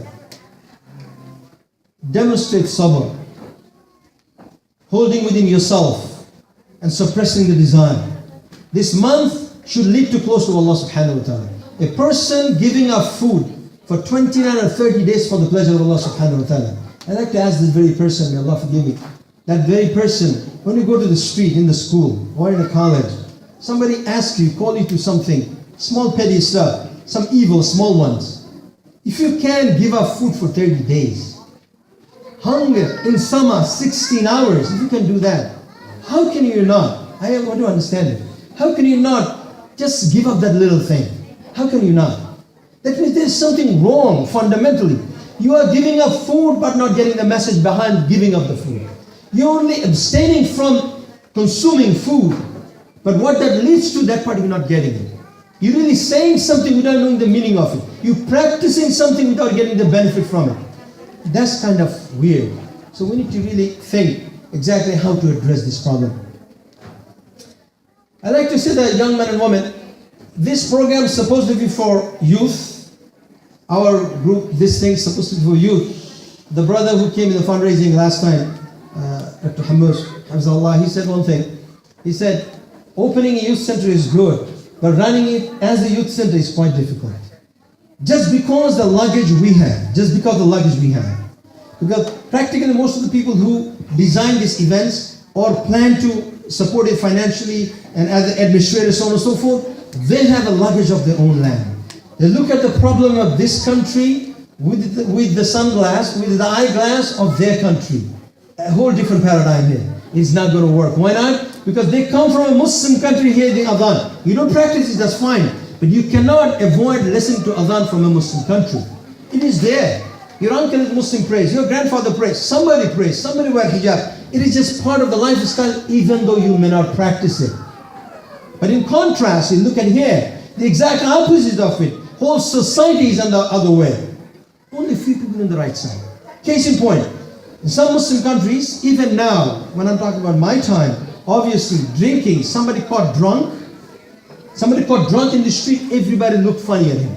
Everybody really get on the case of the person. Even though they themselves don't practice religion. But drinking wine was like something socially wrong. May not be religiously wrong. So still the culture of religion was there, even the religion was absent in most cases. But here, the culture is dead and religion is not even to nowhere close. In that situation, the children have no support. Now the approach you had, it is not going to work here. This is a problem. And another thing, before I go to the youth, to the parents, and people may think you keep nagging in the same thing over and over again. Now, unless the problem is resolved, we need to point out to the problem so people know it is still there. One of the problems some people think, when the youth center will be started, so we can send the kids. So all of them will be Abdullah ibn Abbas or Muad ibn Jabal. And this is not going to work like that. And somebody asked me, I'm going to send them to the Islamic school. They will be like Sister Fatima, suddenly become Fatima bint Muhammad radiallahu ta'ala anha. That's not going to happen. You're going to perish that fall. That's never going to happen. Illa mashallah. But that could be a step towards that direction, yes. But that is not the final point. You cannot outsource your children. This point, I don't know, did I make it clear in the past? You cannot outsource your children. You can design computers, send to China, yes you can do that. But you cannot send your children somewhere else, expect them, they'll take care of all. It just doesn't work like this. Because I don't have the same compassion or concern for your children as I for mine. That's natural. So if I do something out of the obligation of the religion, yes I will do. But I won't feel the pain. Then what if he's not doing right? But you are the mother, you are the father, you have the pain. So you have to be concerned. You cook the food for them. You save money for their college. You buy houses, so when you're not there, they have a place to live in. You do all this planning. But why don't you plan, when you're not there, how they're going to conduct their religion? I just don't get it. Eating is more important than religion. And I was discussing with my son last night, one of the maqasid of Sharia, of this deen, is to preserve 5 things. Some of the ulama say 6 things. First and foremost is religion. Then is life. Then is the intellect. Then is lineage. Then is the wealth and so on and so forth. And dignity. First, One of the objective of the Sharia of this deen is to protect the religion. Then comes the life. So I used to wonder, why not life first, then the religion? Because you may have a life and you don't have religion. Then you will be lost in the dunya and you will be lost in akhirah. Both. So religion, what the deen, this Sharia came to protect first, is the objective of the Sharia. So religion must be protected. So every parents who follow this deen and the Sharia and align themselves with the objective of the Sharia, first and foremost thing to protect the deen of ours. That includes our family. كلكم راع كلكم مسؤول عن رعيته كما قال صلى الله عليه وسلم. All of you are shepherd, meaning managers, responsible people. You'll be asked for your children. Can I touch another thing? Allah, everything I say, this is what I believe in. This is not a public lecture. This is not a university. I give a lecture for payment. This is a sincere statement, right? I believe if I have to spend time with my children, and that led me to not to come here today, I will do so. There is no second thought in there. There is no second thought. It's out of consideration. If me staying with them today will benefit them more coming here, I will do that. There's no second thought in there. Yes. If I stop giving Jummah khutbahs around the year, and that will benefit me for children, their deen, I will do that. Because that is my obligation, and this is mustahab extra. Doing da'wah is to me first, ku anfusakum. Then my children, my family, ahlikum, save them. Then Allah subhanahu wa ta'ala said, Muhammad sallallahu alaihi wasallam, your family members, close ties, and go it further and further to your tribe, and so on and so forth. But me come first, learn and practice sincerity within myself. Then my family member. But I don't have to wait till all become hafiz of Quran. That's not the point here. Point is, I look at this way, what are my primary goals? Me. If I can swim, when the boat is sinking, it doesn't matter if you can swim, it doesn't benefit me. Am I making the point clear? If a boat sinks in the middle of the ocean, if I can swim, it really doesn't matter who else can swim. It doesn't benefit me because I have to float. I have to survive myself. My life comfort. Ku anfusakum, save yourself. Then first thing, once I'm floating with a piece of wood, I look where is my rest of the family members. Because if I'm under the water, I can't even look for them. I'm gone. So I have to be alive first. I have to have taqwa. I have to be, my religion has to be above the floating point. Like that means my religion cannot be below the water. I have to be above the water to see them. My religion has to be floating at least that much. Then I look around, where are the rest of the members? I have to grab their hand if I can't pull them. If I can, I pull them. Then if I got them under cover, where is my neighbor? My neighbor was with me. Let me give a piece of wood to them, or the floating vest to them, so they can be surviving. That is how it works. Because logically, your money is saved for children, but deen is for somebody else. It doesn't make sense. I saw many people well-known in this place and other place, in the country and other places. I know them very close, very, very close. If I tell you, everybody knows these people, these scholars. Everybody knows them.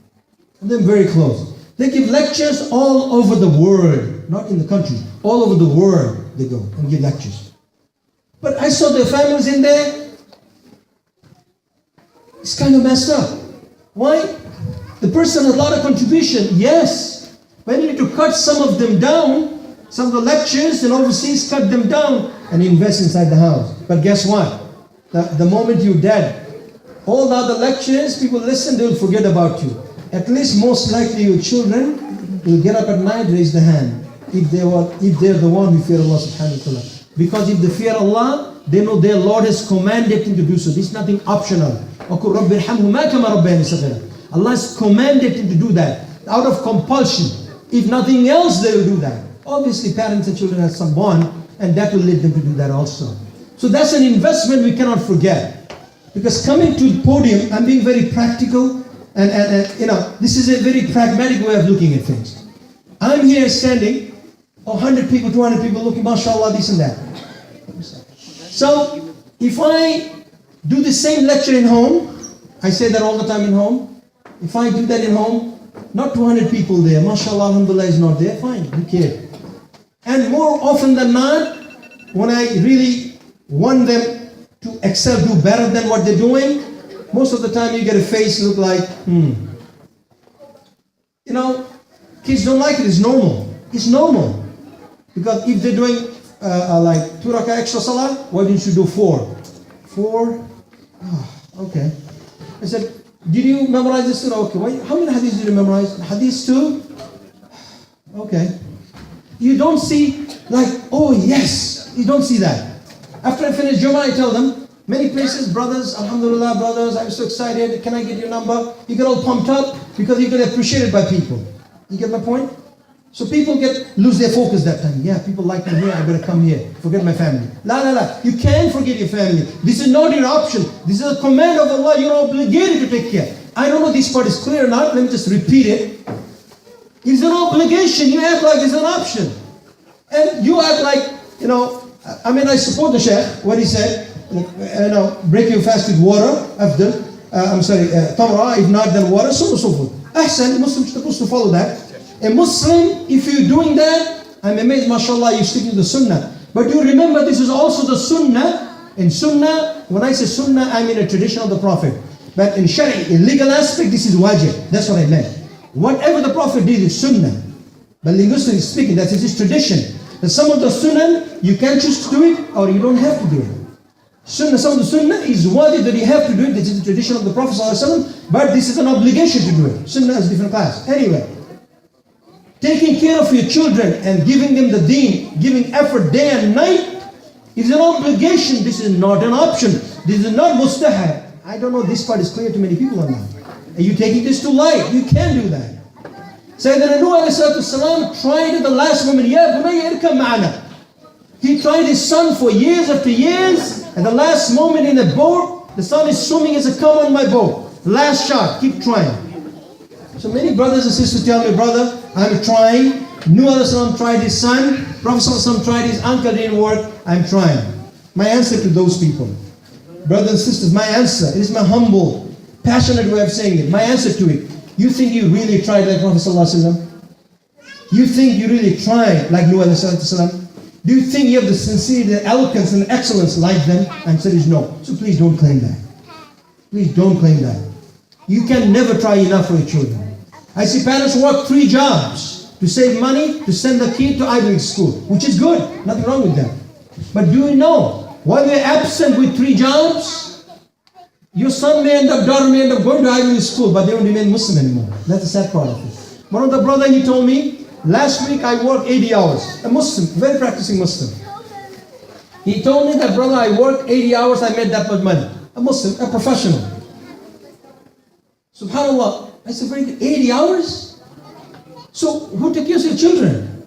You made them orphan. If I stay out of home, if I stay out of home 25 hours or 30 hours, I think that's too much. I need to be with them. Connect with them. With love and compassion. With argument, logic. With some care. With talking about fadail, benefit of Jannah and the hellfire. Talking about the goodness, rahmah of Allah subhanahu wa ta'ala, punishment of Allah azza wa jalla. Discuss it continuous basis. Interaction with them, this is important. Engagement. You can't talk to somebody just, why don't you pray? He said, I will. I don't blame the child because it is not an instruction here. Why don't you pray? He said, yeah, right, I'm going to pray.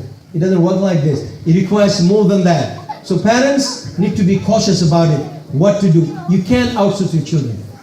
Last point.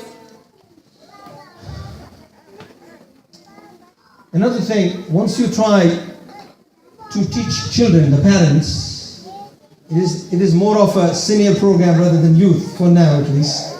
Parents, when you teach somebody, you need few elements in teaching. Teaching is an art, number one. To teach something, you have to have the knowledge of the subject matter first. That means I have to know. I have to know first what I want to teach. And you have to know what to teach and when to teach. A person doesn't know algebra, you cannot teach the person calculus. There's a method for it. Slow progress, gradual method to it. And teaching in itself is an art. You have to know how to present the information. Why do you know it, but how to present it based on the context of the person. And the last thing, when you teach someone, there's the issue of management of the class. Management. When you deal with people, there's a people skill to it. How to say it. Each child is different, you have to approach them different. Somebody work with some extra candy, somebody look at, frown at them, that will work. It depends on the person. But I tell you this, If you frown today without giving the love for it, it is not going to work. You cannot force the religion on a person, you need to culture the religion on the person. What do I mean? The difference between these two is burning something while you're cooking and baking. Baking is a slow cooking process. With slow enough heat, so it transfers to the skin of the element to the inner cells of the element and cooks it. And burning is this, you put so much heat, it burns the skin out of it, so it is waste. It doesn't go in there yet. So you don't want to burn the child, you need to bake him. So you need to have some kind of connection with the person first. If the connection requires taking to the park playing soccer, so be it. Taking to the Six Flags, fine. Taking to Chuck E. Cheese, which I've never been to any of the place myself, but if you want to do it, fine. But establish a relation. Then come close to them, talk to them. But guess what? It requires time and investment. But daddy is working 80 hours because we need a palatial home. I need a brand new car. I need a big house. Brother and sister, you have to give up something to get something. It doesn't work like that. If you want to earn more money, you have to give up some sleep at night, double shift. Likewise, you want to give them deen, you have to be close to them. To be close to them, you have to stay home. Stay home means giving up some work hours. That means losing some money. The family has to be satisfied with less to get more in their judgment. So this is a simple mechanism. There's nothing rocket science in there. But what happens, everybody understands, but the moment you have to do it, the difficulty makes people step back. Too much to lose for akhirah. Yes, you have to lose for akhirah, because that is how it's designed to be. وَابْتَغِي فِيمَا أَتَاكَ اللَّهُ دَارُ الْآخِرَةِ. Gather all your resources and energy for akhirah. And Allah is calling you towards akhirah. Allah yadukum ila dar salam. Allah is calling you there, come back there. But if you forget that and get indulged in something else, it's not going to work, parents. Last 3 minutes for the young generation. So this method has to change, right? I'm not from this age, I'm older. Maybe I don't have much connection with you guys. So we'll get some speakers who are much younger than me and more connected with the youth and know the time and space how to handle this. Inshallah, we contacted them, and next time once this place opens up, inshallah, the Tawheed Foundation, the place we get, hopefully within a month or two, that time we'll get those lecturers to work with them. The young men and women, 2 points I'd like to share, one for the brothers, one for the sisters. Young brothers, let's start with the sisters, because sisters always are the second one. A lot of people say in Islam, all the sisters, all the second. My daughters talk like the same thing. Why always men first? Why women second? That's a very good point. So let's talk about the sisters first. That's important.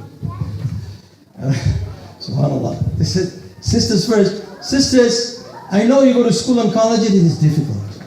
Somebody 18 and 20 and 25 is not saying somebody is 55. He's not saying. Your mindset, your desires, your planning, your objectives are not same. So we can't think in the same way. So young sister going to the colleges, you see people do so many different things. And the peer pressure bothers you. I invite you to reflect on the life of Asya, the wife of Fir'aun. Asya, the wife of Fir'aun. Who is Fir'aun? We all know. He's the only one claiming, Ana Rabbukum al-A'la. I mean, he is the greatest evil under the sun. So we know about him. In his household, being the wife of Fir'aun, she kept her deen. She struggled hard. She was patient. She had the conviction and the commitment to Allah subhanahu wa ta'ala. To the point she was murdered by Fir'aun. And he's looking up to the heavens to Allah subhanahu wa ta'ala. Rabbi ibnini, indaka baytin fi Jannah. Allah give me a house in paradise. Allah give you one. The moment of truth. How much you love Allah. How much you care for Him. Are you really a Muslim? Do you have commitment? That's the moment of challenge. And she faced that. At that moment, she didn't forget Allah. And Allah said, don't forget Allah. When they call you towards evil, don't forget Allah and run away to them. Remember Allah, and Allah will bring you close to Him. And if you depend on Allah, whoever depend on Allah, fear Allah subhanahu wa ta'ala, Allah will find a way out for him. Allah will find a way out. Allah will, and He never lies. وَمَنْ أَصْدَقُ مِنَ اللَّهِ قِيلًا وَمَنْ أَحْسَنُ مِنَ اللَّهِ قِيلًا. Who speaks more truth, more eloquence, more honest than Allah Azza wa Jalla? No one. And Allah subhanahu wa ta'ala, لَا يَخْلُفُ الْمِيَادِ. Allah never breaks His promise. So therefore, if you depend on Allah, if you give up the evil around you, and that hardship you tolerate for the sake of Allah Azza wa Jalla, Allah will reward you, not in only akhirah, in dunya also. In dunya also, you will be close to Allah subhanahu wa ta'ala. You see things, feel things, the rest of the people don't feel. So whoever, people of juhala, people of ignorance, when they call you towards something, please try to ignore it for the pleasure of Allah subhanahu wa ta'ala. Read the greatness of Allah, read the mercy of Allah, read the good news of Jannah, and try to work with that for the pleasure of Allah subhanahu wa ta'ala. And stick to the people. If you're in a college, there's MSAs, and again, my advice is the general advice, but certain people have different advice by knowing the person. Some people I would say don't go to MSA. Depend, will the person get benefit from MSA or lose something? Young man was tested in many ways. One of the ways he was tested with the female. Without going to the tafsir of it, female of power, female of beauty, female of authority and might, and a dignity and honor in the society. That level of class. He was a little guy, a slave, little weak person, been seduced. And look at that resistance he put forth out of the fear of Allah subhanahu wa ta'ala. And he was penalized and sent to jail. And he invited that welcome to Allah, prison is better for me than what they're calling me towards, which is sin. So brother, young man, when you're tested with evil, remember somebody had to go to jail for obeying Allah. You're not going to jail to obey Allah subhanahu wa ta'ala. What is to at least be patient with Allah subhanahu wa ta'ala for that little short time of the dunya, so you'll be rewarded in akhirah. Now you also remember the son of Ibrahim alayhi salatu wasalam, Ismail. He was slaughtered to be obedient to Allah subhanahu wa ta'ala. Nobody's going to slaughter you to be obedient to Allah. It's very simple for you. So at least try to be obedient to Allah subhanahu wa ta'ala. And always come back to Kitab al-Sunnah, MSS in the college, if not, masajid, wherever you are, try to be connected to the people of knowledge, inshallah. And the parents, if the children is too young, please be cautious about the cell phone. Please be cautious about the internet. A lot of parents probably even don't know the context of internet because they're old-timers. Some people say, my kids are staying home. It's good. They play in the phone all day. I said, they're not playing in the phone. You don't know what are they doing. It is better for them to be outside. Because of the glare of the sun, you can't look at the phone that much. Because of the glare of the sun, you can't. So better for them to stay outside. The phone has more destruction, brings more destruction than outside now. So be cautious about internet. So to do all this, parents have to be close to the children. Love them, care for them, monitor them, guide them. Always don't impose on them. Culture them. Give them the goodness of paradise. We ask Allah subhanahu wa ta'ala make the month of Ramadan a month of reflection and benefit for us and our children. May Allah enable us to spend more time studying and understanding, reflecting our own life within the month of Ramadan and our children. We ask Allah subhanahu wa ta'ala guide the Muslim ummah to the right path. وقال هذا واستغفرullah ولكم سبحانك اللهم وبحمدك أشهد أن لا إله إلا أنت أستغفرك وأتوب إليك. السلام عليكم ورحمة الله. الحمد لله رب العالمين والصلاة والسلام على رسول الكريم. Respected brothers, sisters and beloved youth, Assalamu alaikum wa rahmatullahi wa barakatuh. First of all, we thank Allah subhanahu wa ta'ala who has made us possible to attend to this religious educational seminar, the Ramadan Recharge Your Eman. On behalf of Tawheed Foundation for Knowledge and Development, we express our warm welcome to all of you who are present here in this auspicious occasion. Thank you all for coming for this event. May Allah subhanahu wa ta'ala reward all of us. You already heard from our eloquent speech from our Dr. Kandar Tahir and Dr. Jalal Hussain. They are very, alhamdulillah, they are very knowledgeable scholars from Quran and Kitab Sunnah. And we have few more speakers who will speak in this occasion. I request you undivided attention and listen attentively and listen to the recitation without any disturbance. Tawheed Foundation is a religious educational center in order to promote and facilitate religious, moral, social, education, Islamic development, and through lectures and seminars.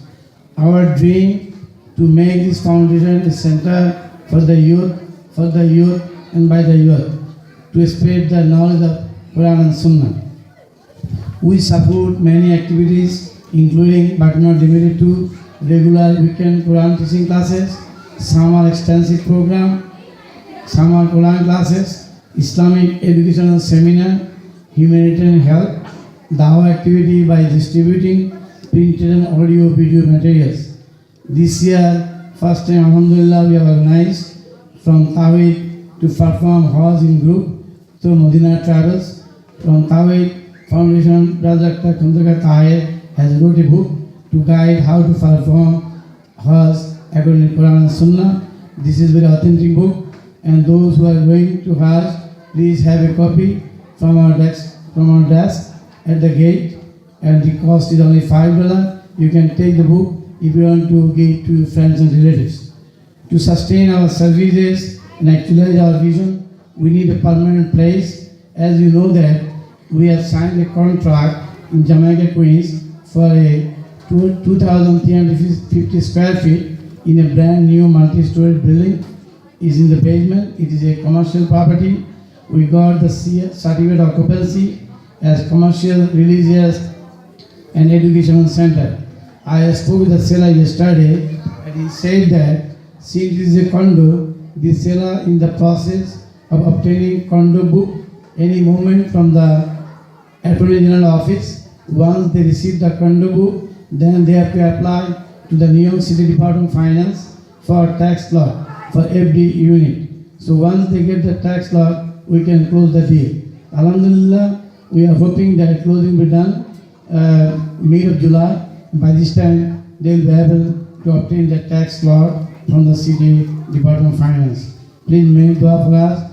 We thank. And also one more thing, brothers and sisters, after closing, we have to get we need more extra fund to have carpeting and sound system, audio video system, camera, security camera and so on.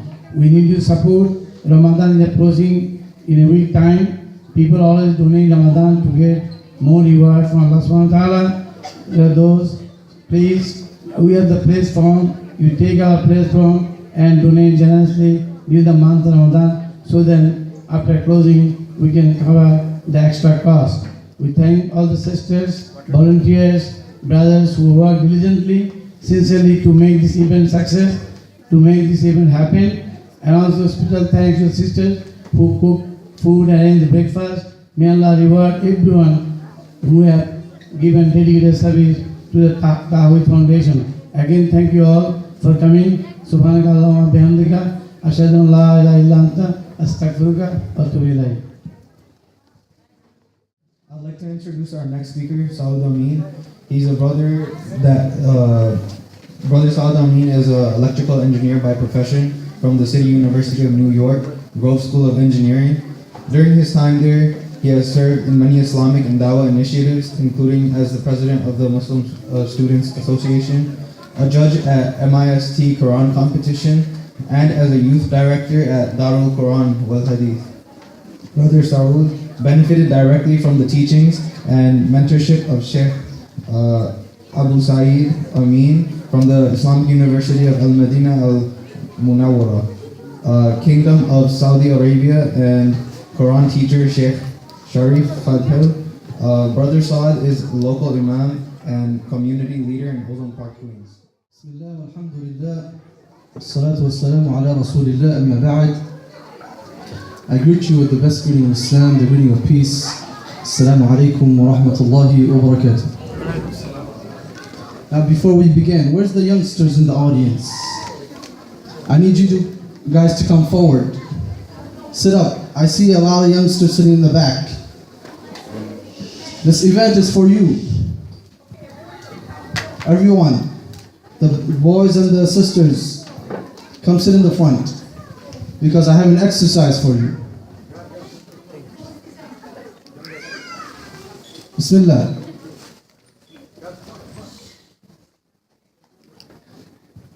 So raise your hands if you're in elementary school.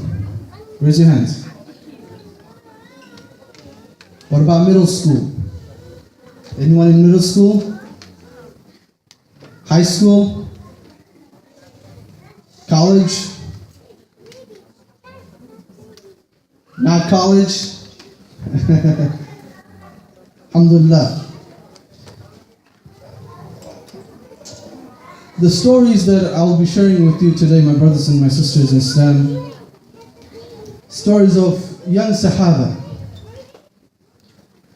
our fathers. And I want you to imagine and understand their understanding of Jannah and our understanding of Jannah. One of the companions, his name was Rabi'a ibn Ka'ab al-Aslami. Rabi'a ibn Ka'ab al-Aslami. And he was a very young man, like you guys in the audience. And he was very poor, and he belonged to a people called Ahlul Suffa. Okay? And who was the people of Ahlul Suffa? The Ahlul Suffa was a group of people in Medina Munawwara, in the Masjid of Rasulullah sallallahu alayhi wasallam. Towards the back of the masjid, they were very poor. They couldn't afford clothes, they couldn't afford food, they needed a shelter, and the Prophet ﷺ gave them that shelter. So this is who Rabi'a ibn Ka'ab al-Aslami was. A young man, young boy, and he was from the people of Ahlul Suffa. And this Sahaba, he was also a servant of Rasulullah sallallahu alayhi wasallam. And what he used to do, what his job was, whenever the Prophet of Allah sallallahu alayhi wasallam used to come out during the night for tahajjud prayer, he used to go with a bowl and give it to Rasulullah so he can make wudu. So one day, the Prophet of Allah sallallahu alayhi wasallam, he came out of his house, and Rabi'a ibn Ka'ab, he saw him sallallahu alayhi wasallam. And so he goes and got a bowl of water for him so he can make wudu. When the Prophet of Allah sallallahu alayhi wasallam saw Rabi'a in his condition, in his circumstance, you know, when I was reading this, I assumed he felt bad for Rabi'a. So he asked Rabi'a, "Oh Rabi'a, ask me, what do you want? Make a wish. Make a wish. Do you need anything?" Now, if you want to correlate, if you guys are having a hard time understanding the opportunity that Rabi'a has in this situation, imagine Bill Gates. You guys know Bill Gates? Who knows Bill Gates? Imagine Bill Gates invites you to his house. And he knows where you live, he knows your conditions, he knows your circumstance. And you are invited to his house. You guys are eating, you guys are drinking, having a conversation. And at one moment, Bill Gates turns around to you and says, "Ask me. Ask me. What do you want? Open checkbook, right here. What do you want?" This is the opportunity that Rabi'a ibn Ka'ab al-Aslami has at this moment with Rasulullah sallallahu alayhi wasallam. Rabi'a ibn Ka'ab, he looks at the Prophet of Allah sallallahu alayhi wasallam and he says, "Oh Rasulullah, I want your companionship in Jannah. I want your companionship in Jannah." So Rasulullah sallallahu alayhi wasallam, he looks at him almost indicating that, "No Rabi'a, I don't mean the akhirah, I mean here.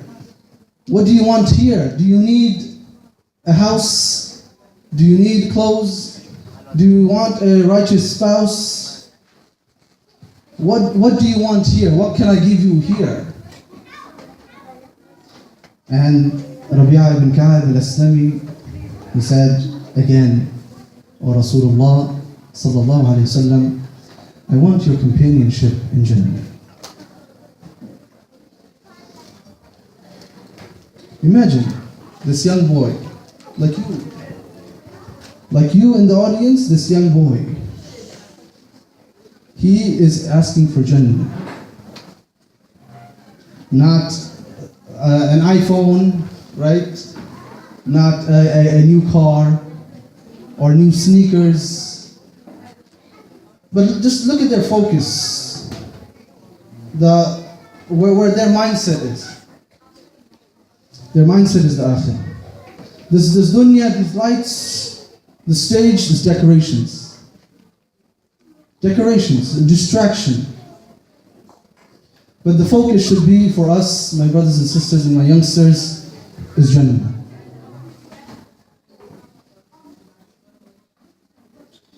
In another, so to finish the hadith, right? The Prophet ﷺ, he said, "O Rabi'a, you asked me something that is massive, something big. I need your help. I need your assistance. So help me fulfill your request by making a lot of sujood. A lot of sujood. Salah.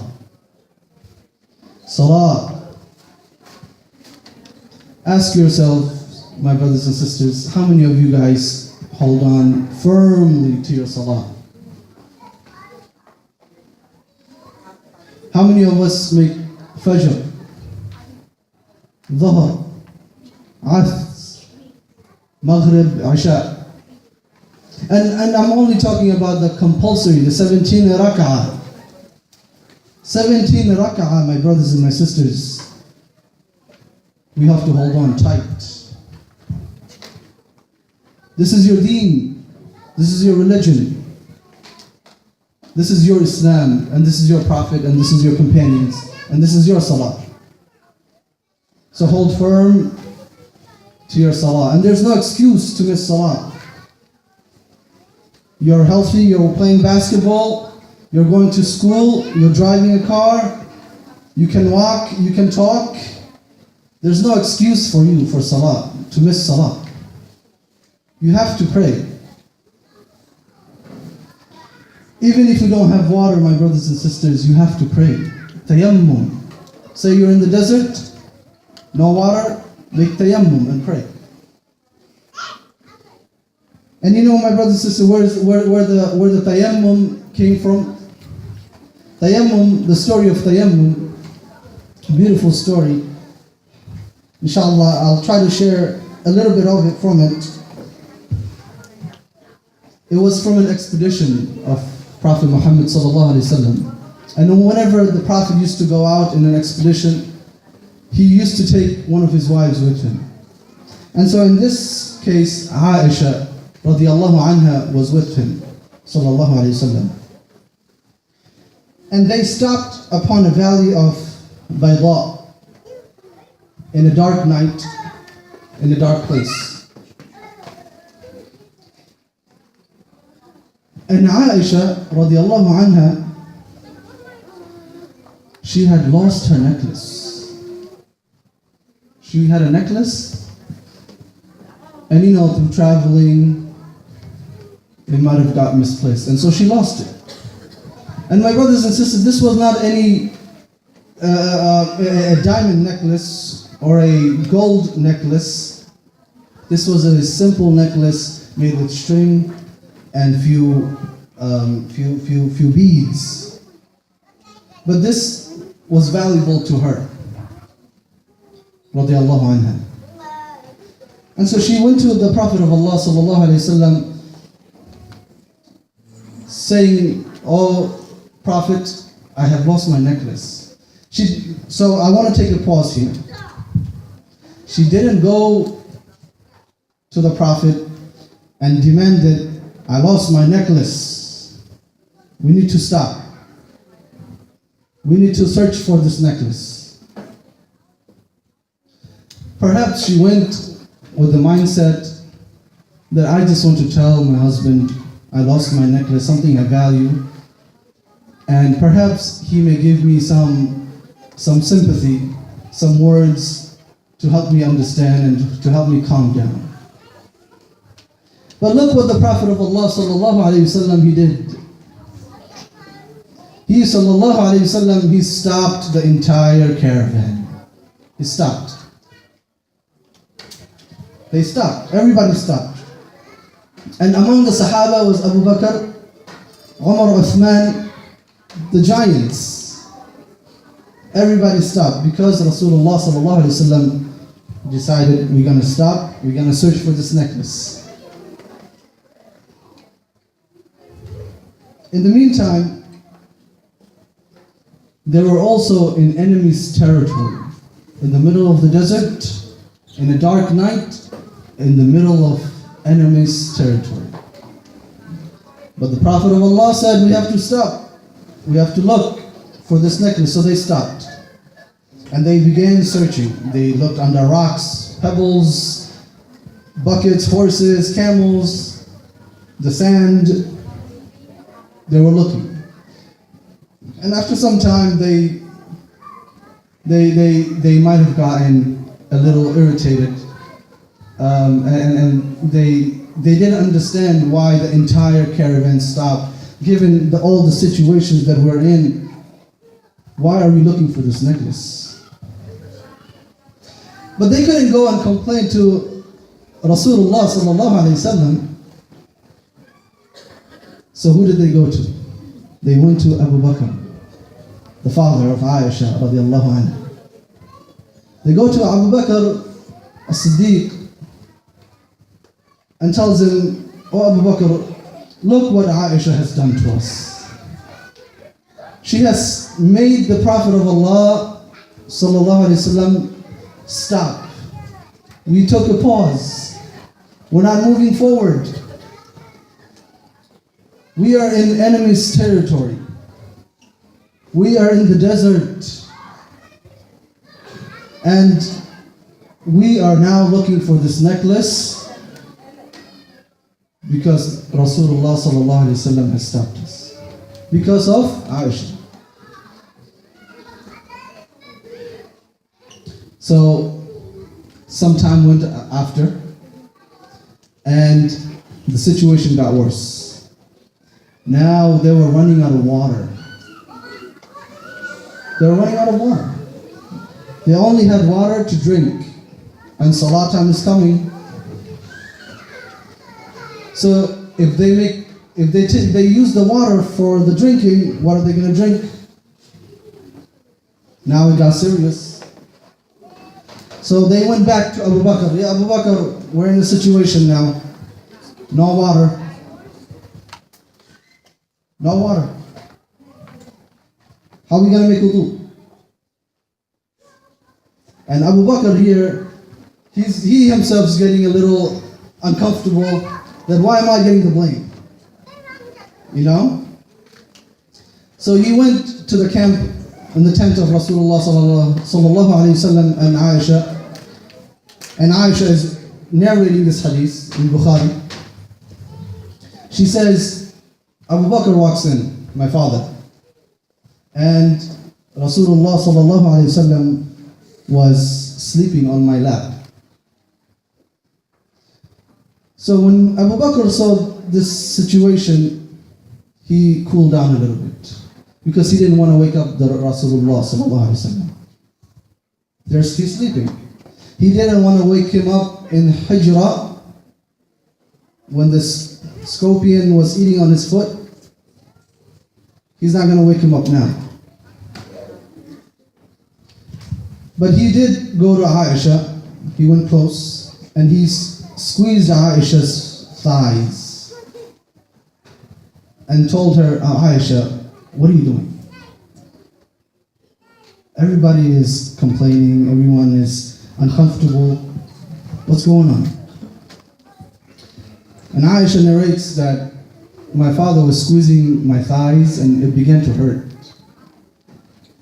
And the only thing that stopped her from jumping out and shouting and yelling was that what? Rasulullah sallallahu alaihi wasallam was sleeping on her lap. Subhanallah, look at the connection. Like father, like daughter. Like father, like daughter. And look at the connection between the Rasulullah sallallahu alaihi wasallam. Whether you are the father-in-law, or the wife, or the Sahaba, or the companion, the love for Rasulullah sallallahu alaihi wasallam is constant. Can be seen all throughout. So what happened then? The next morning came, and Allah revealed a revelation. What did He reveal? The revelation of tayammum. Because they're in a difficult situation, no water. So Allah said, you can make tayammum. Tayammum is good for you. It's enough, it's sufficient. And how do we make tayammum? We strike our hands once. We wipe our hands and our faces. Enough. This is enough for tayammum. And so later on, the Sahaba, they went back to Abu Bakr. The same Abu Bakr that they were complaining the night before, they went back to the same Abu Bakr and told him, "Oh Abu Bakr, this is not the first time that you and your family has blessed us through the rahmah of Allah, rahmah of Allah, Allah Azza wa Jal. It's not the first time. I want to skip a little bit forward and tell you what happened to the necklace. Alhamdulillah, they found the necklace and she was happy and everyone was happy, alhamdulillah. But I want you to understand the perspective of the Sahaba. What was their focus of the Sahaba? The necklace? The Sahaba's focus was the prayer, salah. How are they going to make wudu? Are they worried about that they're in the middle of the battlefield, they're in enemy's territory, that they don't have a nice place to stay, that they're in a dark valley? They're worried is about salah. Salah. So my brothers and sisters, I invite you to hold firm to your salah. Ramadan is coming up. Renew your intentions. Make your prayers on time.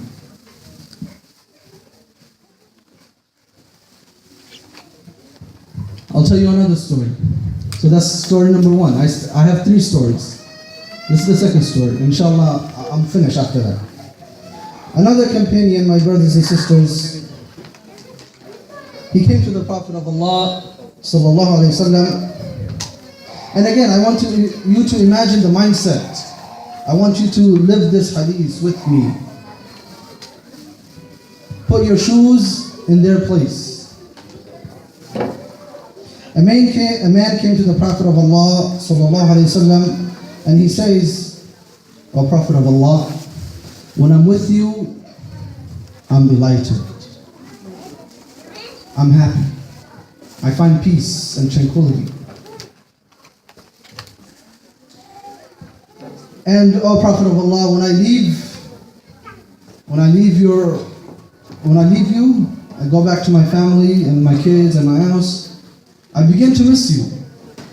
And then when I come back again and I see you, I find that peace once more." And he says, "O Rasulullah, a thought came to me.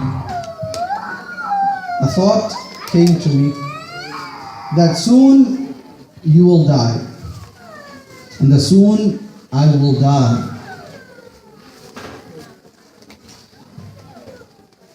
O Rasulullah, you will be amongst the highest place of Jannah, the higher levels with all the prophets, right? And me, if I'm lucky, I will be in the lower levels. You know, I just made it." And then he goes on to say, how can Jannah be Jannah if I'm not with you? How can Jannah be Jannah if I'm not with you? My brothers and sisters and my youngsters, we need to aim like the Sahaba. We need to focus for the Akhirah. You and I, we think, as long as we make it to Jannah, we're good. We'll be okay. But your intentions and your efforts should be that you make it with the Prophet of Allah, sallallahu alayhi wa sallam.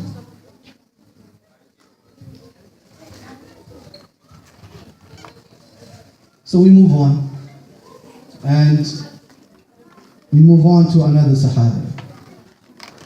And this Sahaba, his name is Abdullah ibn Mas'ud. Short man. Okay? Abdullah ibn Mas'ud, short man.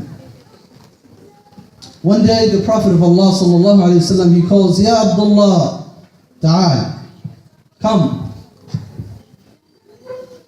Ya Rasulullah, yes, I'm here. What can I do? He said, sit down, take a seat. اقرأوا القرآن. Recite the Quran. Allahu Akbar. Recite the Quran. He chose who? What is his name? Abdullah ibn Mas'ud. I need the youngsters to pay attention. Where's the youngsters again? Did they go back to the back? Come back. So this young Sahaba, his name is Abdullah ibn Mas'ud.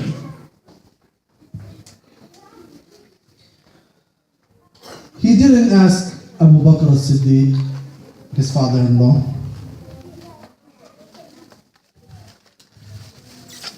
who he said about Abu Bakr, if Abu Bakr's Iman is on one scale, and the entire Ummah up to the Day of Judgment, if their Iman is another scale, Abu Bakr's Iman will be heavier and heavier and heavier. He didn't ask Abu Bakr. Umar ibn al-Khattab, he said, Oh Umar, if there was to be a prophet after me, you would be the prophet. But he didn't ask Umar. Uthman, the son-in-law of Rasulullah sallallahu alaihi wasallam, the two daughters of Muhammad sallallahu alaihi wasallam with him. The first daughter, Ruqayyah, died, and then Kulthum. He didn't ask Uthman. Ali, the son-in-law of Rasulullah, married Fatima. He's the line of Allah. All these people got their certificate in their lives. But Rasulullah didn't ask Abu Bakr, Umar, Uthman, Ali. He asked Abdullah ibn Mas'ud, short man. He said, Ya Abdullah ibn Mas'ud, اقرأ القرآن. Read the Quran. Read the Quran to me, Ya Abdullah ibn Mas'ud. Abdullah ibn Mas'ud began to cry. He said, Ya Rasulullah, the Quran is being revealed unto you, and you are asking me to recite the Quran. The Prophet of Allah sallallahu alaihi wasallam, he said, yes, Abdullah ibn Mas'ud. Because when you recite the Quran, it's as if I am reciting the Quran. And when I recite the Quran, it's as if Jibreel is reciting the Quran, the style. Right? We're talking about the style, the tilawah. So your recitation of Abdullah ibn Mas'ud is like Jibreel's recitation. So recite the Quran. And where does Jibreel alayhi salatu wassalam, Jibreel gets his the revelation from? Allah Azza wa Jal. So recite the Quran for me, Ya Abdullah ibn Mas'ud. This is the status of the Sahaba. This is their efforts. This is their contribution to the Muslim Ummah. Another Sahaba by the name of Bilal, very famous. Bilal, the Muaddin of Rasulullah sallallahu alaihi wasallam, right? Who's Bilal? Anyone listening?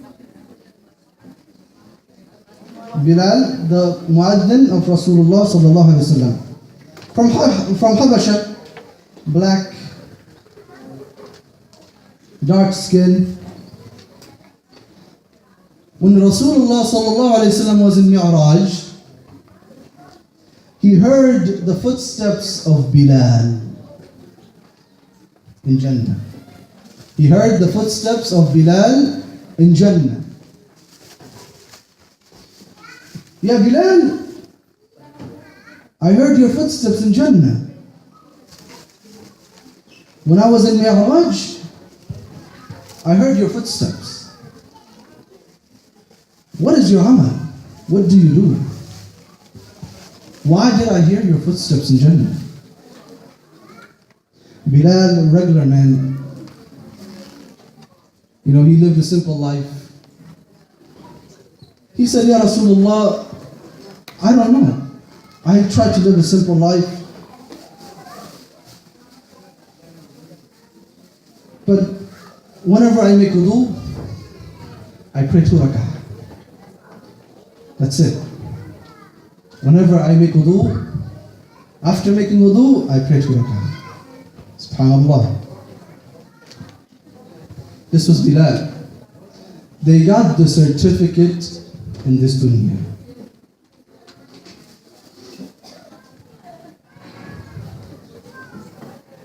You guys are still with me?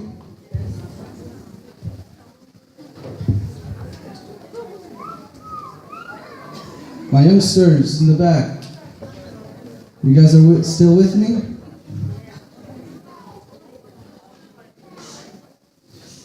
Abdullah ibn Maktoum, another Sahaba. Rasulullah sallallahu alaihi wasallam, sometimes he used to go out on trips outside of Medina Munawwara, and maybe he used to be out for 6 months, 3 months, 15 days, 30 days. Then who will lead the prayer? Ya Abdullah ibn Maktoum, ta'al. He said, Ya Rasulullah, I'm coming. Abdullah ibn Maktoum is a blind man. Blind. Cannot see. 2 eyes, cannot see. But yet he says, Ya Rasulullah, I'm coming. What is my duty? I'm here, I'm present in front of you. What can I do? What service can I provide? He said, yes, you have a big duty. You have a big responsibility. I am leaving Medina. Come stand here and lead prayer when I'm not here, when I'm absent. You are the Imam in my absence.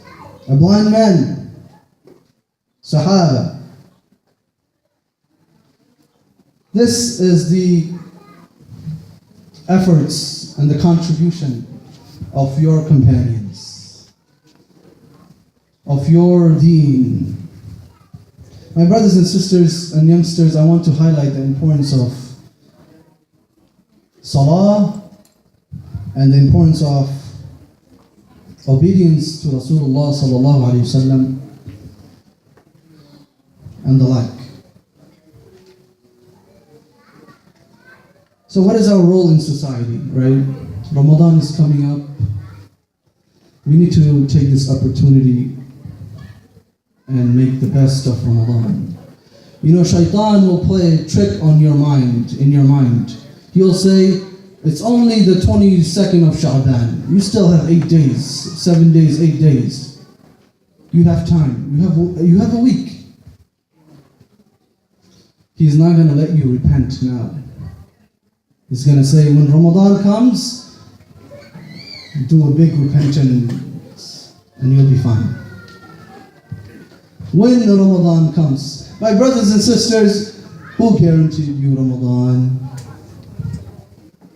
We ask Allah Ta'ala to let us reach Ramadan. Allahumma ballighna Ramadan. But who guaranteed us Ramadan? Start now. Someone asked, I have sinned a lot. Should I make tawbah now? When should I make tawbah? Make it now. Right now. As you're sitting here, right now. Between you and Allah. Not between you, me, and Allah, no. Between you and your Allah. That's the beauty of Islam. And that's what makes Islam different than any other religion. That it is only a connection between you and Allah. No middle person. You don't have to go to a priest. You don't have to confess. You don't have to go to a rabbi. You don't have to go to an imam. It's between you and Allah. Repent now. Don't wait for Ramadan. Don't fall into the trick of shaitan. Don't fall into the trick of shaitan. So what are some things we can implement in the month of Ramadan that will be beneficial for us? First, Ramadan is a month of Quran. Shahr Ramadan, Shahr al-Quran. Right? Recite the Quran. Inshallah, in a little bit we'll be hearing from Sheikh Abdul Majid. Quran. We need to listen to Quran, we need to read Quran, and we need to teach Quran, and we need to implement Quran. We need to live Quran in our lives. You know, the Sahaba, they used to make dua, "Oh Allah, make us people of the Quran." Let us be people of the Quran. And they used to say the Prophet of Allah ﷺ was a living Quran. Why? Wherever he went, whatever he did, whatever he said was in the accordance of Quran. He didn't say anything outside or against what Allah has said. So begin with Quran, my brothers and sisters, in this beautiful month of Ramadan as it approaches. For your prayer, your salah, will you be praying on time? My youngsters, I encourage you guys first, because you guys are the leaders of tomorrow. Us right here, we're done. But you guys are the future. You guys have a big responsibility. A big commitment, a big duty, like the duties of the Sahaba. Rasulullah sallallahu alayhi wasallam called the Sahaba, they came and they presented themselves and they provided the service with the best service. And we need to imitate them. We need to be like them. Not the basketball players we see on screens or in the movies, the actors. This is not who we should imitate. This is not our deen. This is not our Islam. Our role models are the prophets and the Sahaba.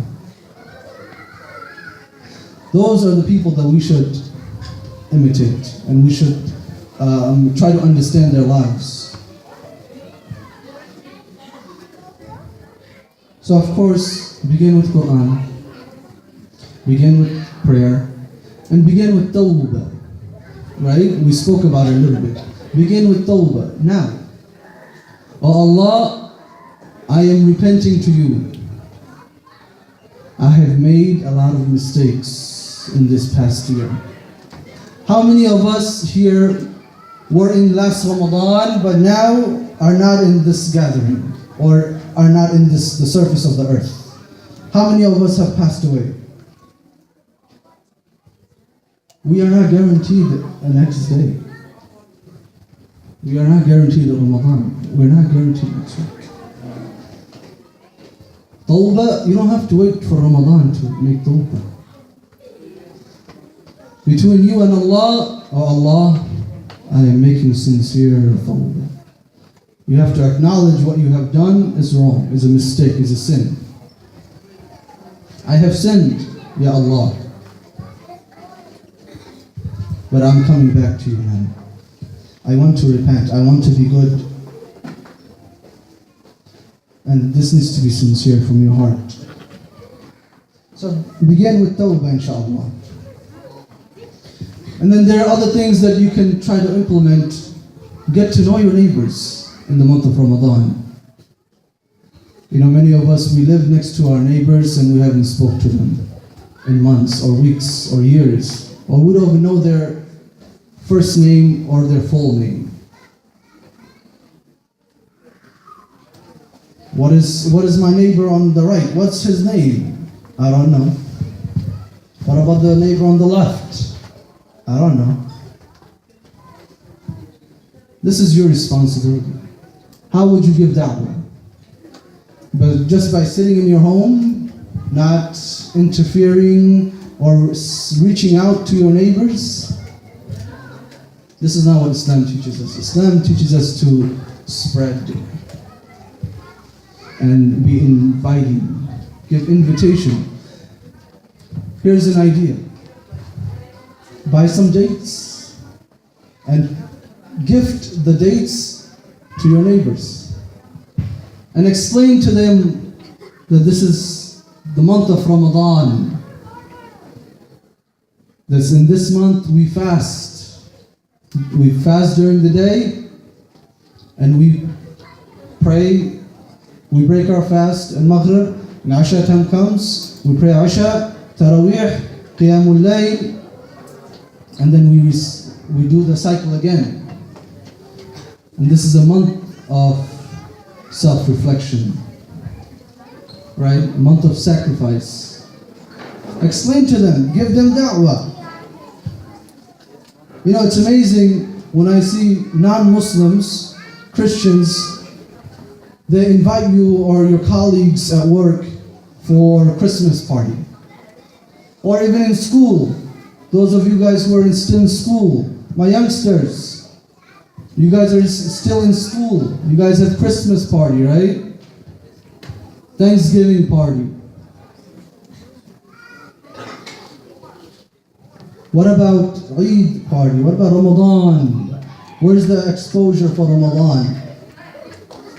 We only make efforts to make exposure within the Muslim community. That's good, alhamdulillah. But we need to make efforts for our neighbors, for our colleagues, for our friends and our relatives. Next, connect with your relatives. Right? Call them. Maybe you haven't spoke to some of your relatives in a long time. Call them. Don't wait for them to call you. Make an effort and push yourself to call them. This is a challenge for you. This is a challenge for you. See if you can pick up that phone call, dial their number, and proceed with the call. Challenge yourself. You guys have, there's family tension, there's something you don't like about that person, something that person did to you. It needs to end. This is not Islam. Kinship. Be close with your family and your friends and your relatives. Yes, there can be miscommunication, misunderstanding, but don't give up. Don't lose hope. Shaitan is the one who lost hope. Not, you can't. You're Muslim. You're Muslim. Pick up that phone, call them. Challenge yourself. Ramadan is a month of challenge. It's not going to come easy. How do you think the Sahaba got their certificate in this dunya? It was easy? It was a piece of cake. They had to struggle, my brothers and sisters. And they did it for Allah.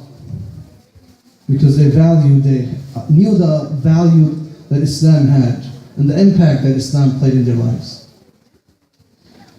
So inshallah, I leave you with these reminders, and I pray to Allah subhanahu wa ta'ala to allow us to reach Ramadan, to allow us to make tawbah, sincere tawbah, to allow us to be people that live the Quran. وصلى الله على سيدنا محمد وعلى آله وصحبه وبارك وسلم. السلام عليكم. Brother Abdullah Hussein, he is the son of Delwar Hussein. He is an electrical engineer and is currently pursuing his doctorate degree. He currently serves as a research assistant and adjunct lecturer at several campuses in the City University of New York. He has many research publications in scientific journals, conferences, and books. Furthermore, he completed his degree in Islamic studies and he is a hifz of the Quran. He's a hafiz. He had studied with scholars from Al-Azhar University in Egypt, as well as Qura University from the Kingdom of Saudi Arabia. For nearly a decade, he has served as a volunteer Eman, khatib, and speaker for many different centers and foundations in New York and New Jersey. Assalamu alaikum wa rahmatullahi wa barakatuh. Alhamdulillah wa salatu wa salam ala Rasulullah wa ala alihi wa sahbihi wa man ittaba'a hudah amma ba'd. Before I forget, I want to remind you all that we have pledge forms here today. If you can, some of the volunteers will be going around giving all of us pledge forms.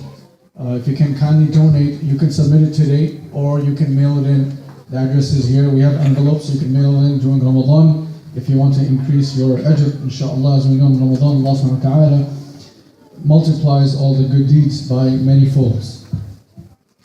Alhamdulillah, today we are gathered here mainly for the youth. Unfortunately, I don't see too many youth, which was kind of disappointing. But inshallah, I know all of you guys consider yourself young, so that's also fine. I want to begin by speaking about peer pressure. By the way, the previous speaker who spoke before me, Brother Saud, you know he's related to the royal family of Saudi Arabia, Al Saud, you know that? Al Saud, Abdul Aziz bin Al Saud. I'm just joking. Actually, he's a very good friend of mine. We went to college together. We suffered together with the ruthless professors, but we made it out alive, alhamdulillah. I haven't actually spoken to him in a long time, and that's my fault. The last time I saw him was at his wedding, which was maybe a year ago, a year and a half ago, and that's it. So it was kind of selfish on my part to reach out to him out of the blue just because we needed him to speak, but he was more than happy to volunteer his time, alhamdulillah. Allah subhanahu wa ta'ala actually speaks about peer pressure implicitly in the Quran and in many of the hadith Rasulullah sallallahu alaihi wasallam has. Some of the ayat I want to go off from memory before I get into the real discussion. Allah subhanahu wa ta'ala said in Surah At-Tawbah, Ya ayyuha alladhina amanu ittaqullah wa kunu ma'a as-sadiqin. All those who believe, fear Allah and be in the companionship of those who are truthful. Be in the companionship of those who are truthful. Because when you associate yourselves with people who constantly lie, gossip, backbite, slander, use words which are not befitting of a Muslim, it starts to rub off on you. And actually, I'm speaking from personal experience, myself. Like some of the professors, they use words and it starts rubbing off. It starts rubbing off without even noticing. And people notice and they'll bring it up to you. So, be fearful of Allah and stay with those who are truthful. The next ayah, Allah subhanahu wa ta'ala says in Surah Al-Furqan, وَيَوْمَ يَعَضُّ الظَّالِمُ عَلَى يَدَيْهِ يَقُولُ يَا لَيْتَنِي اتَّخَذْتُ مَعَ الرَّسُولِ سَبِيلًا. When the zalim on the day of judgment is raised and Allah subhanahu wa ta'ala gives him his hisab, he will start biting on his hands out of despair. And you will say, woe unto me, يَا لَيْتَنِي اتَّخَذْتُ مَعَ الرَّسُولِ سَبِيلًا. I wish I followed the messenger of Allah. But it is too late for him. And then he will say, يَا وَيْلَتَى لَيْتَنِي لَمْ أَتَّخِذْ فُلَانًا خَلِيلًا. I wish that I did not take fulan so and so as a friend. You know, when you associate with people in all walks of life in this society, you will find people from very various backgrounds with very different characteristics. Moral standards are different for everyone. Their standards, some people have a very high standard. And some people, they do not have a standard at all. And their moral compass is non-existent. Their fitrah is not there. Allah subhanahu wa ta'ala gave us all a fitrah, by which we know more or less what is right and what is wrong. Someone doesn't need to teach you that stealing is wrong. Someone doesn't need to teach you that doing drugs is wrong. Someone doesn't need to teach you that this and that is wrong. You know that from your heart. This is part of the fitrah Allah subhanahu wa ta'ala created us with. It serves as a moral compass. Some people, however, because of their association with certain types of people for long durations, that fitrah has been eroded. Then Allah subhanahu wa ta'ala said in Surah Al-Ahzab, يَوْمَ تُقَلَّبُ وُجُوهُمْ فِي النَّارِ يَقُولُونَ يَا لَيْتَنَا أَطَعْنَا اللَّهَ وَأَطَعْنَا الرَّسُولَ. That Allah subhanahu wa ta'ala describes the situation of the people when they are turned upon their faces in Jannah. They will say, woe unto us, we wish that we obeyed Allah and His Messenger. Ya laytana ata'na Allah, we wish we obeyed Allah. Wa ata'na Rasulah, and we obeyed Rasulullah sallallahu alaihi wasallam. Because it's easy to forget the teachings of Allah when you're surrounded by people who their concern is not the teachings of Allah and Rasulullah sallallahu alaihi wasallam. And they will say, وَقَالُوا رَبَّنَا إِنَّا أَطَعْنَا سَادَتَنَا وَكُبَرَاءَنَا. Oh Allah, we follow the chiefs. Now, over here, it doesn't necessarily have to be a tribal chief. It could be anyone else that you follow, that you look up to. Any role model. If your role model is not the companions, the Sahaba of Rasulullah ﷺ, or the Tabi'een, or the righteous scholars from the past, then definitely your role model is someone else who is not worthy of mention. Why do we remember Imam al-Bukhari today? Why do we remember Mu'adh bin Jabal? You know, Mu'adh bin Jabal, he died in the early 30s. Early 30s, that's very young. But he will be raised as the chief of the ulama and Yawm al-Qiyamah. By a young person like that. When you think of an alim or scholar, you think he has a white lihya and he's gray and walking with the cane and But Mu'adh bin Jabal, very young Sahabi, he's going to be the chief of the ulama and Yawm al-Qiyamah. Allah subhanahu wa ta'ala also said in Surah As-Saffat, I'm just mentioning ayat and then I'll get into the, I don't want to eat up all the ayat, and Sheikh Ismail Abdul Majid will not have any more ayat to read because I stole all the ayat, so I'm going to save some ayat for Sheikh to read, inshallah. Allah subhanahu wa ta'ala said in Surah As-Saffat, إِنِّي كَانَ لِي قَرِيبٌ, that a person who entered into Jannah, he will say, إِنِّي كَانَ لِي قَرِيبٌ, I used to have a friend. يَقُولُ أَإِنَّكَ لَمِنَ الْمُصَدِّقِينَ. Do you really believe the message that أَإِذَا مِتْنَا وَكُنَّا تُرَابًا وَعِظَامًا أَإِنَّا لَمَدِينُونَ, that when we die and turn into dust and bones, we will be raised up again? Do you really believe such a thing? A man, Sahibul Jannah, the person of Jannah, had a friend who is actually in the hellfire. And this man in Jannah, he is saying to his friend that I used to have a friend, he used to say this and this and this. Do you really believe in Allah, some person you don't see in the sky? And do you really believe Muhammad, Then the man in Jannah will say, let's go see what's up with this friend. Where is he? What is the situation? So the man in Jannah, he sees his best friend in hellfire. His best friend in hellfire. This is what happens when you associate with the one group of people. And Rasulullah said, "Al-mar'u ala deen khalilin falyanzur ahadukum man yukhalil." That a man is on the deen or the religion or the way of life or path of his friend. And we all know too well what influence a friend has or a group of friends. I know that myself. In college, we were inseparable. Saud and myself and many other of us, we were inseparable. We were also in the same major and the same classes. Inseparable. And our way of thinking rubbed off on each other, alhamdulillah, for the good. So Rasulullah ﷺ, he also addresses this peer pressure. Another ayah in Surah Saba, Allah says, قَالَ الَّذِينَ اسْتَكْبَرُوا لِلَّذِينَ اسْتُضْعِفُوا أَنَحْنُ صَدْنَاكُمْ عَنِ الْهُدَى بَعْدَ إِذْ جَاءَكُمْ بَلْ كُنْتُمْ مُجْرِمِينَ. That the people who are arrogant in this life, they told the people who are weak, did we stop you from following the huda, the guidance? You know, when you follow someone else and you get in trouble, you try to put the blame on the person you were following.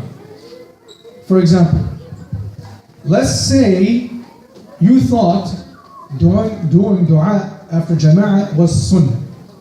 Salah, after salah, jama'ah. You thought it's sunnah, but it's actually bid'ah, we know that. But then you never knew it was a bid'ah and you did it your whole life. Just because your shaykh or your imam told you to do it. So when someone from the correct aqidah comes to you and tells you that, akhi or my sister, this is not allowed, there is no dalil in the sunnah for this. He's like, oh, but my shaykh told me this, I did this for 30 years, my father did this for 40 years. You see, you put the blame on someone else. You're putting the blame on someone else. This is what these people are doing. The people who followed the people who are not the right role models.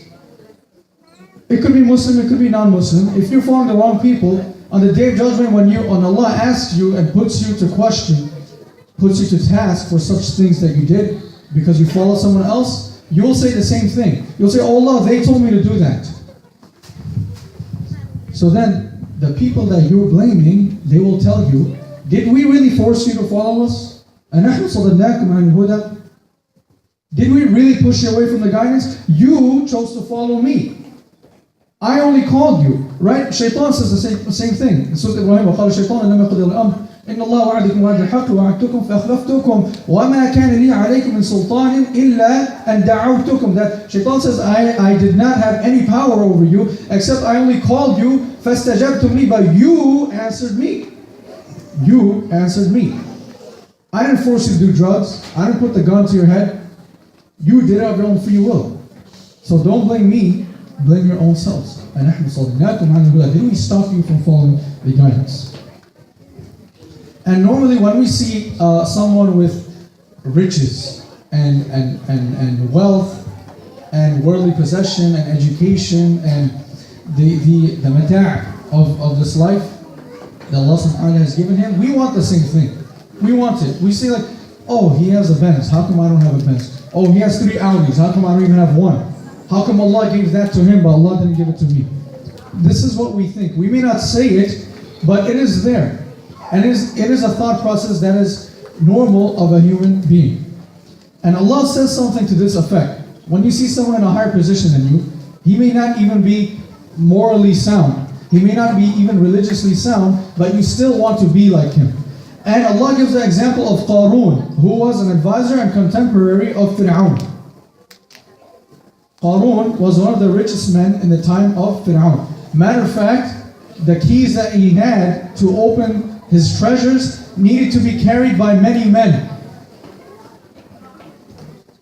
The keys to his safe needed to be carried by many men. They were that big. It's not just one key.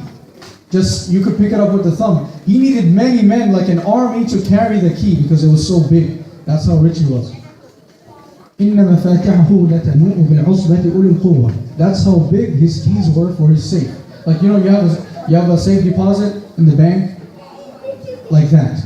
He had many of them, and the keys were big. So he came out to the people with his money, showing off his money and his wealth. And you know what the people said? قَالَ الَّذِينَ يُرِيدُونَ الْحَيَاةَ الدُّنْيَا يَا لَيْتَ لَنَا مِثْلَ مَا أُوتِيَ قَارُونَ. They said, oh, I wish I had the same thing that Qarun had. They saw the money, the army, the parade that he had in the city, and they were all wishing that they had the same thing. قَالَ الَّذِينَ يُرِيدُونَ الْحَيَاةَ الدُّنْيَا. Allah says the people who wanted this life, they said, I wish we had what Qarun had. He's a great man. إِنَّهُ لَذُو حَظٍّ عَظِيمٍ. He has a lot of wealth. But then Allah says on the flip side, وقال الذين أوتوا العلم ويلكم ثواب الله خير لمن آمن وعمل صالحا. That the people who believed and have knowledge, that means they knew better. They weren't foolish like the people who wanted what Qarun wanted. They knew better. You know when a teacher tells you, come on Abdullah, you know better than that. Why you make a simple mistake like that? I have to minus 5 points on the exam. You know I taught you this, you know better than that. Like that. The people, they know better than that. وَقَالَ الَّذِينَ أُوتُوا الْعِلْمَ وَإِنَّكُمْ ثَوَابُ اللَّهِ. Woe unto you, the reward of Allah khayrun is better for those who believe. لِمَنْ آمَنَ وَعَمِلَ صَالِحًا. And those who do good deeds. So, peer pressure, it's not explicitly addressed in this specific ayah, but the previous ayah I mentioned deal in certain extent with peer pressure. Rasulullah said one hadith, he has many hadith to this effect, but he said one, عن أبي موسى عن النبي صلى الله عليه وسلم قال إنما مثل الجليس الصالح والجليس السوء, that verily the person who deals with perfume, cologne, and the person who deals with is a blacksmith, right? They solder the iron and they have a bad smell. They deal with soldering steel and fusing steel together, right? They have a bad smell compared to the person who sells cologne. If you walk into a store or a cologne store, you smell a very good smell. Or like when you walk into a Dunkin' Donuts or Starbucks coffee, you smell the coffee, very strong, very strong. Even if you didn't buy coffee, you walked in there and you stayed 2-3 minutes, when you come out, you can smell the coffee on your jacket. It's a good smell. So Rasulullah said, كَحَامِلِ الْمِسْكِ وَنَافِخِ الْكِيرِ, that a good friend is like the person who sells or does business with cologne. And the bad friend is like the blacksmith with the bad smell and everything. فَحَامِلُ الْمِسْكِ إِمَّا أَنْ يُحْذِيَكَ وَإِمَّا أَنْ تَبْتَاعَ مِنْهُ وَإِمَّا أَنْ تَجِدَ مِنْهُ رِيحًا طَيِّبًا. That you could stay there, you could even buy from him, or even if you don't buy anything from him or anything, just by staying there with him, associating yourself with him, that you have a good smell. Right? رِيحًا طَيِّبًا. وَنَافِخُ الْكِيرِ, and the blacksmith, they do the soldering, right? I think it's called soldering. إِمَّا أَنْ يُحْرِقَ ثِيَابَكَ, that the fire or the tools he uses, it can even burn your clothes. Just by associating with him, the sparks that come out from the tools that he's working with, the sparks, if it touches your clothes, it'll burn your clothes and leave holes. And if not that, وَإِمَّا أَن تَجِدَ رِيحًا خَبِيثًا, that at the least you will get a bad smell from him. In the morning when the city, they have the garbage trucks that come by. When you drive behind one of those garbage trucks with the windows open, the stench is unbearable, and you know that. Right? You're not in the garbage truck, you're behind it. Even maybe a block away, you can tell that there's a garbage truck in the queue waiting ahead. So you wait. You wait till the truck is 3-4 blocks away because you don't want to stink. Right? You're not in the garbage truck. You're not a Department of Sanitation personnel.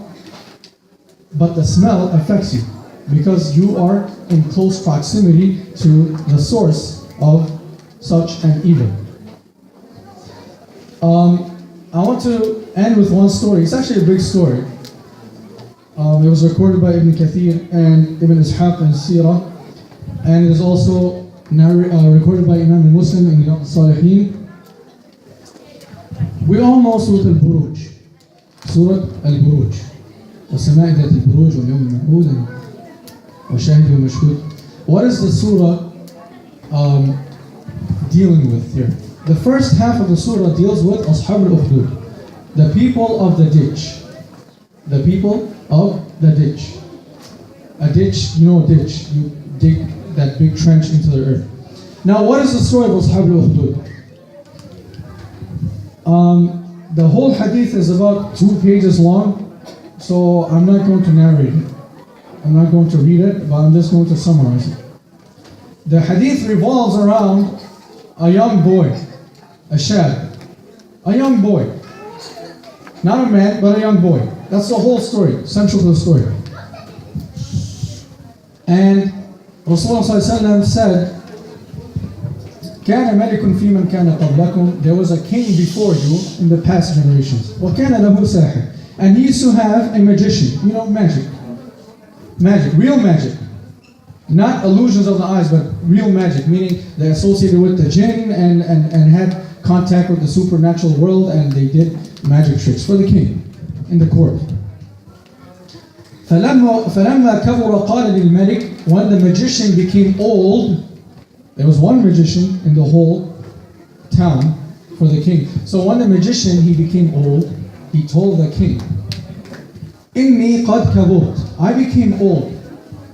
فَابْعَثْ إِلَى غُلَامًا أُعَلِّمُهُ السِّحْرَ So find for me a young boy so that I can teach him the trades of magic, the tricks of magic. So they want to continue this role of magic for the king. They don't want magic to die out because the king needs his entertainment. So find for me a young boy so I can train him, take him under my wing and teach him. فَبَعْثَ إِلَيْهِ غُلَامًا يُعَلِّمُهُ So the king found a boy from the village somewhere. And he gave him to the magician. And the magician used to train him. وَكَانَ فِي طَرِيقِهِ And when the boy was on his way, on his path to the castle, remember, they were in the middle of forest, jungle, and that kind of terrain. And they had caves on the side. وَكَانَ فِي طَرِيقِهِ إِذَا سَلَكَ رَاهِبٌ That on his way he met a rahib is like a monk or a worshipper. An old worshipper, worshipping in seclusion, like i'tikaf, in a cave, worshipping Allah subhanahu wa ta'ala. فَقَعْدَ إِلَيْهِ So he sat with this monk, this worshipper, وَسَمِعَ كَلَامَهُ And he listened to his da'wah, his words, his speech. فَأَعْجَبَهُ And he was amazed. وَكَانَ إِذَا أَتَى السَّاحِرَ مَرَّ بِالرَّاهِبِ وَقَعْدَ إِلَيْهِ So I forgot to print out the translation, so I'm translating it as I'm reading it.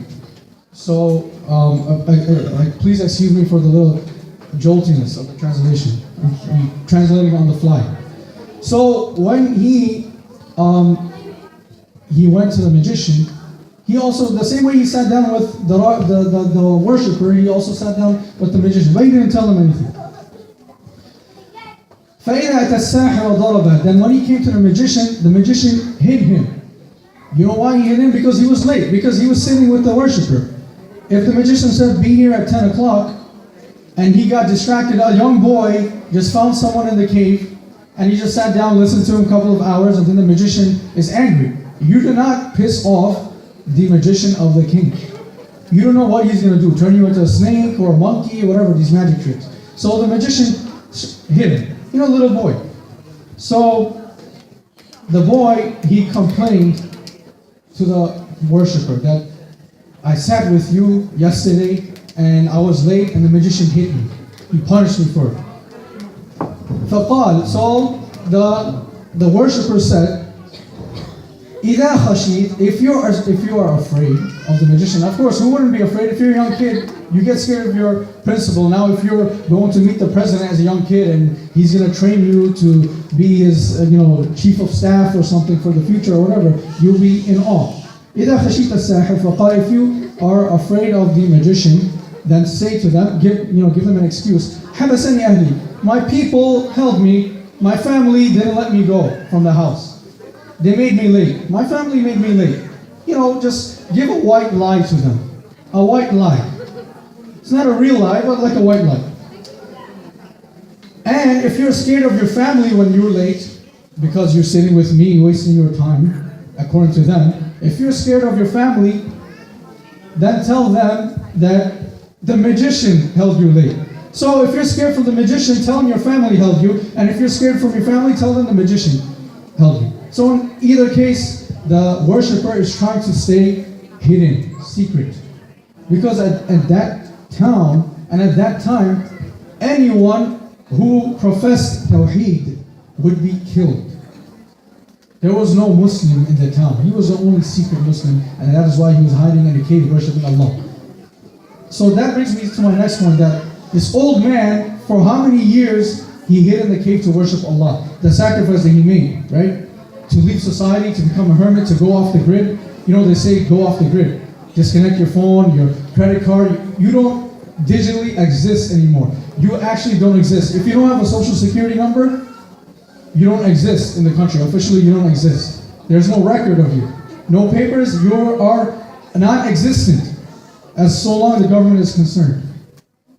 He was non-existent to his family, to society, and so on. So, the rahib, over time, he is training the boy, and the boy reached a certain level of ilm, of knowledge. This is a young boy, young like anybody else here. And there was, when the boy was walking back to the king's court, on the middle of the road, there was a big animal blocking the road. So the people were stuck. You couldn't just make a U-turn and go take another road. They didn't have roads like that. That was the only way leading to the town. And that road was blocked. So the boy, he said, today I will find out if the magician is right or if the worshipper is right. Meaning, the magician is doing his da'wah to the boy, and the worshipper is also doing his da'wah to the boy. Both people doing da'wah. Someone is giving him evil da'wah, another one is giving him good da'wah. So the boy is puzzled. As a little boy, how can you understand these little things? Everybody telling you different things. Each time someone tells you something, it contradicts the other person's thing, and you become confused, you become puzzled. Like, who am I going to follow? فبينما هو على ذلك إذا أتى على دابة عظيمة قد حبست الناس وقال اليوم أعلم الساحر وأفضل أم الراهب أفضل. That today I will find out who is better than the other one. فأخذ حجرا. So he picked up a stone from the road. فقال, and then he said, Allahumma, he's making dua to Allah now before he throws the stone at the animal to kill the animal. He said, Oh Allah, if the affair of the worshipper is more beloved to you, then kill this dabba, this animal, حتى يمضي الناس, so the people may continue on their path. فرماها فقتلها. So he killed this, he threw the stone, and the animal died. And now he knew that Allah answered his dua, and that the rahib, the worshipper, was on the haqq, and the magician was batil. So he came, فأتى الراهب, he came to the rahib فأخبره, and then he gave him the news of this thing, that what happened. The boy performed a miracle by the will of Allah. A young boy. And this is before the time of the Sahaba, way before the time of the Sahaba. Way before that. My friend Saudi here talked about Sahaba, I'm going way before that even. فقال له الراهب, so the worshipper told him, أي بني أنت اليوم أفضل مني. Now this worshipper who worshipped for so many years compared to the little boy who just understood Tawheed, he told the little kid, today you are better than me. Imagine, since you guys all respect the Imam of the Kaaba, right? What if the Shaykh came from the Haram to you and tells you that today you are better than me. Today you Abdullah, today you Muhammad, or whatever your name is, today you are better than me. How would you feel? Some people may not feel anything for some different reasons, but how would you feel? That your own mentor, your own teacher tells you that you're more qualified than me now. You're better than me. What does that mean when you're better than me? You will be tested. Satubtala. The rahib tells the boy that because you are better than me now, you have more iman than me, Allah will test you. Remember, guys and brothers and sisters, that's more professional, brothers and sisters, or my youngsters, like he says, Allah will test you once your iman reaches a certain level. Right? A PhD student has a test which is much more difficult than an undergrad student. And an undergrad student has a test which is much more difficult than a high school. And a high school student has a test which is much more difficult than someone in kindergarten. Is not that correct? Likewise, Allah will test. This is what the rahib is saying now. Pay attention. فَإِنِ تُرِيد, if you are tested, فَلَا تَدُلَّ عَلَيْهِ, that do not tell the people about me. He's worried about himself now. He said, if they torture you because you are Muslim now, and if they find out, no matter what they do, do not disclose my location to them. Do not disclose my location to them. But do you think a little boy can face that kind of pain, ta'deeb, that kind of torture? No. So we know that the boy will spill. They'll say, spill the beans, right? Spill the beans. And the boy was able to cure the blind people and the people with leprosy. You know, it's like a skin condition, leprosy. ويداوي الناس من سائر الدواء من سائر الأدواء, that he used to cure them from different diseases and everything. And the people found out about it. But they thought that he was doing magic. They don't know that he is a muwahhid of Allah subhanahu wa ta'ala. They think he is just the sahir's assistant, the magician's assistant, and he's just doing magic. So, one of the assistants of the king, فَسَمِعَ جَلِيسٌ لِلْمَلِكِ, that one of the assistants of the king, he heard of this boy doing all these magic tricks. And this assistant of the king was blind. So you know what he wanted from the boy, obviously, if he came to the boy. He wanted the boy to restore his sight. Imagine a 50, 60-year-old guy coming to a 10, 12-year-old kid who doesn't even know how to speak properly yet and asking him, can you cure me? Like, what kind of situation is that? Right? So he came with many gifts to the boy. And he told them, whatever gifts I have with me right now is for you.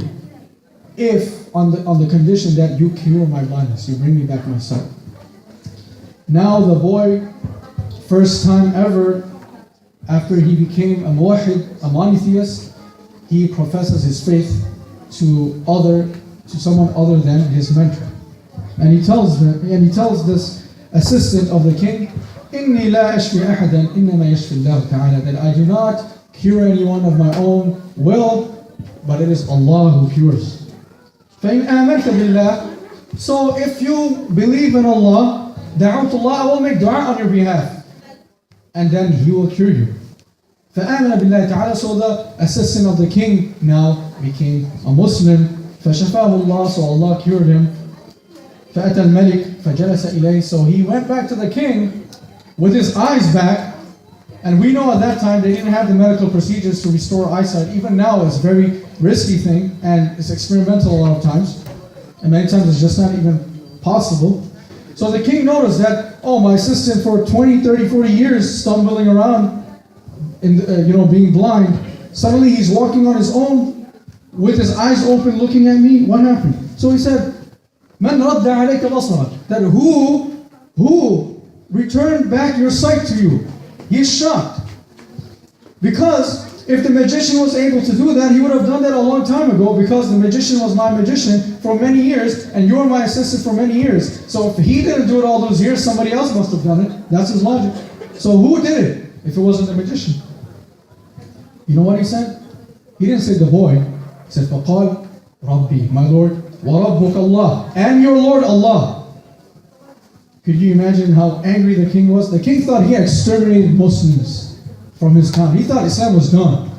Now suddenly, his own assistant is telling him that I have another Lord?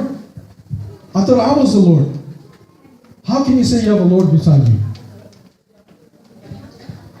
So he said, وَلَكَ رَبٌّ غَيْرِي, and you have a Lord besides me? Imagine that. So he's like Fir'aun now. He's saying, I'm a Lord too. وَلَكَ رَبٌّ غَيْرِي, how dare you say you have a Lord beside me? If you're really my Lord, how come you couldn't cure me all these years?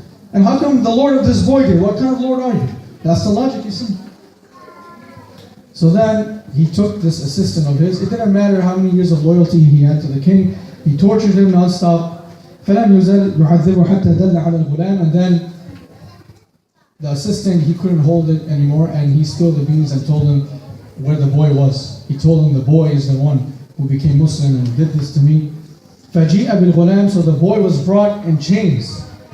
The assistant of the magician, they were raising him in their own castle, similar to what happened to Musa. They raised Musa in their own kingdom, and they didn't notice that the threat was going to come from within. By threat, I don't mean like in a bad way. I mean a threat to their social status quo, right? And the threat came from within. The guy that he hired to train is the guy who is going to undo his whole kingdom. فَجِيءَ بِالْغُلَامِ فَقَالَ لَهُ الْمَلِكُ, so the king told him, the king is playing it cool now. Say, أَيْ بُنَيْ, like, oh, my son, I heard that your magic has reached such a level that you are تُبْرِئُ الْأَكْمَهَ وَالْأَبْرَص, that you are curing the blind and the people with leprosy. I heard that. He's happy. The boy is learning magic. He's doing his job.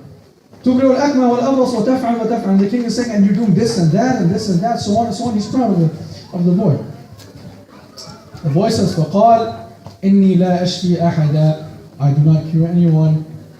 إنما يشفي الله تعالى. Verily Allah is the one who cures. A little boy teaching a king, a head of the state. And these kings are not like presidents, they're dictators. So they'll kill anyone in front of them without remorse.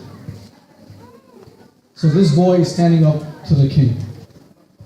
So the king took him and also tortured him until the boy spilled the beans about his mentor. The first guy who ever brought Islam into the whole equation of the story, this Rahib, this worshipper.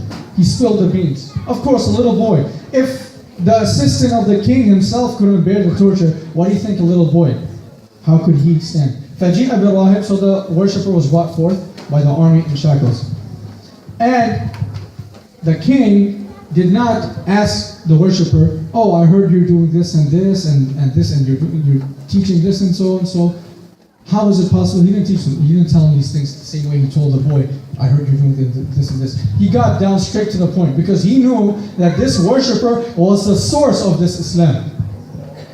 فَقِيلَ لَهُ إِرْجِعْ عَنْ دِينِكَ. He didn't tell him, oh, I heard you're teaching. No, he just said, leave your religion right now. Leave Islam right now.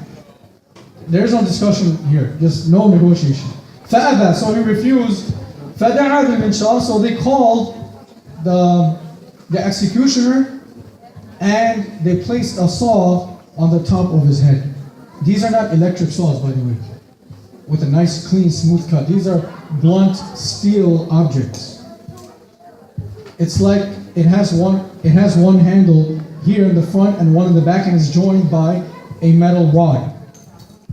And that rod was used to cut the rahib, the worshipper, into two pieces. And the hadith says, فَشَقَّ, and he split him. They use the word split, literally split. Not cut him in half, like split in half. The way you cut pancakes in half. He was split and the body, it fell apart into pieces. ثُمَّ جِيءَ بِالْغُلَامِ. Now, the boy is in trouble now because he just saw his mentor just be executed so brutally. And he knows his fate will be the same. Perhaps worse, because this boy was supposed to be the replacement for the king's magician, so maybe he has a worse punishment. Because the king invested so much time in him, the magician invested so much time in him, and now this guy is going to rebel against him. So it's a waste of time and resources, if you look at it that way. So he was told the same thing, إِرْجِعْ عَنْ دِينِكَ فَأَبَى. So the boy was told, leave Islam right now. But he refused. But the king, this time, he didn't call the executioner to cut him in half. He got more creative. He saved different types of punishments for this boy. And he had many different types of punishment. One of them was, he took the boy with his army, told his army to take him to the middle of the sea on a boat and drown him. It's as if they wanted to get rid of him completely from the town, get rid of his presence, because they realized this boy has the potential to transform the whole town into a town of Tawheed. They're not going to let this boy be killed even in the town. They take him somewhere else, abandoned from the rest of the community, and kill him there. So they took him up to a mountain first. And they were going to throw him off the mountain. And obviously, no one survived a throw off the mountain. The king says, اذهبوا به إلى جبل كذا وكذا, go to so and so mountain. فإن رجع عن دينه. So if he turns back on his religion, if he sees that, oh, I'm getting closer to the top, I only have 5 minutes before they throw me off, maybe I should just forget Islam and just, live a good life like a magician, Maybe this is too much. His time was up. But he had so much tawakkul on Allah subhanahu wa ta'ala, he had so much trust on Allah subhanahu wa ta'ala, he knew that Allah will not forsake him, ever. Especially not after everything he went through. So what he said, Allahumma kfinihim bima shi'ta. Allah, protect me from them in any way you wish. He didn't even specify how he wants to be saved. He said, oh Allah, it's up to you, whatever way you want, just save me. Allahumma kfinihim bima shi'ta. So what did Allah subhanahu wa ta'ala cause this mountain to do? Allah caused the mountain to shake so much, an earthquake, that all of the army, Keep in mind that they're all standing on the same mountain, but only the army perished and the boy was alive unharmed. Now, the boy is alive. He could run away. Nobody's watching him. His captors are gone. Allah took care of them. Allah eliminated them, exterminated them. He could run away. The king doesn't know what happened. It will be probably a few days before the king finds out, because they didn't have text. So when the king finds out that his general isn't coming back, he's not receiving any reports that mission accomplished, he's going to know something happened. So the boy could use his time and run away from the town and save himself. He saw what happened to the king's assistant. He saw what happened to his mentor. 2 people before him got killed brutally. He doesn't have to be the third. He said, I should just cut my losses and go. But he didn't do that. A young boy, brave like him, he walked back directly to the king. He walked back straight to the king's castle. وَجَاءَ يَمْشِي إِلَى الْمَلِكِ. He walked back to the king. فَقَالَ لَهُ الْمَلِكُ. The king was surprised. This man, he was supposed to be dead. He's walking free without any shackles, and the whole army is gone. مَا فَعَلَ أَصْحَابُهُ. What did your companions, meaning the army, your captors, what did they do? What happened to them? فَقَالَ. He said, كَفَانِهِمُ اللَّهُ. Allah protected me from them.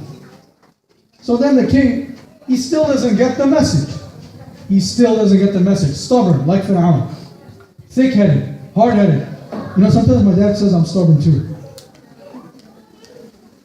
But hopefully not that way.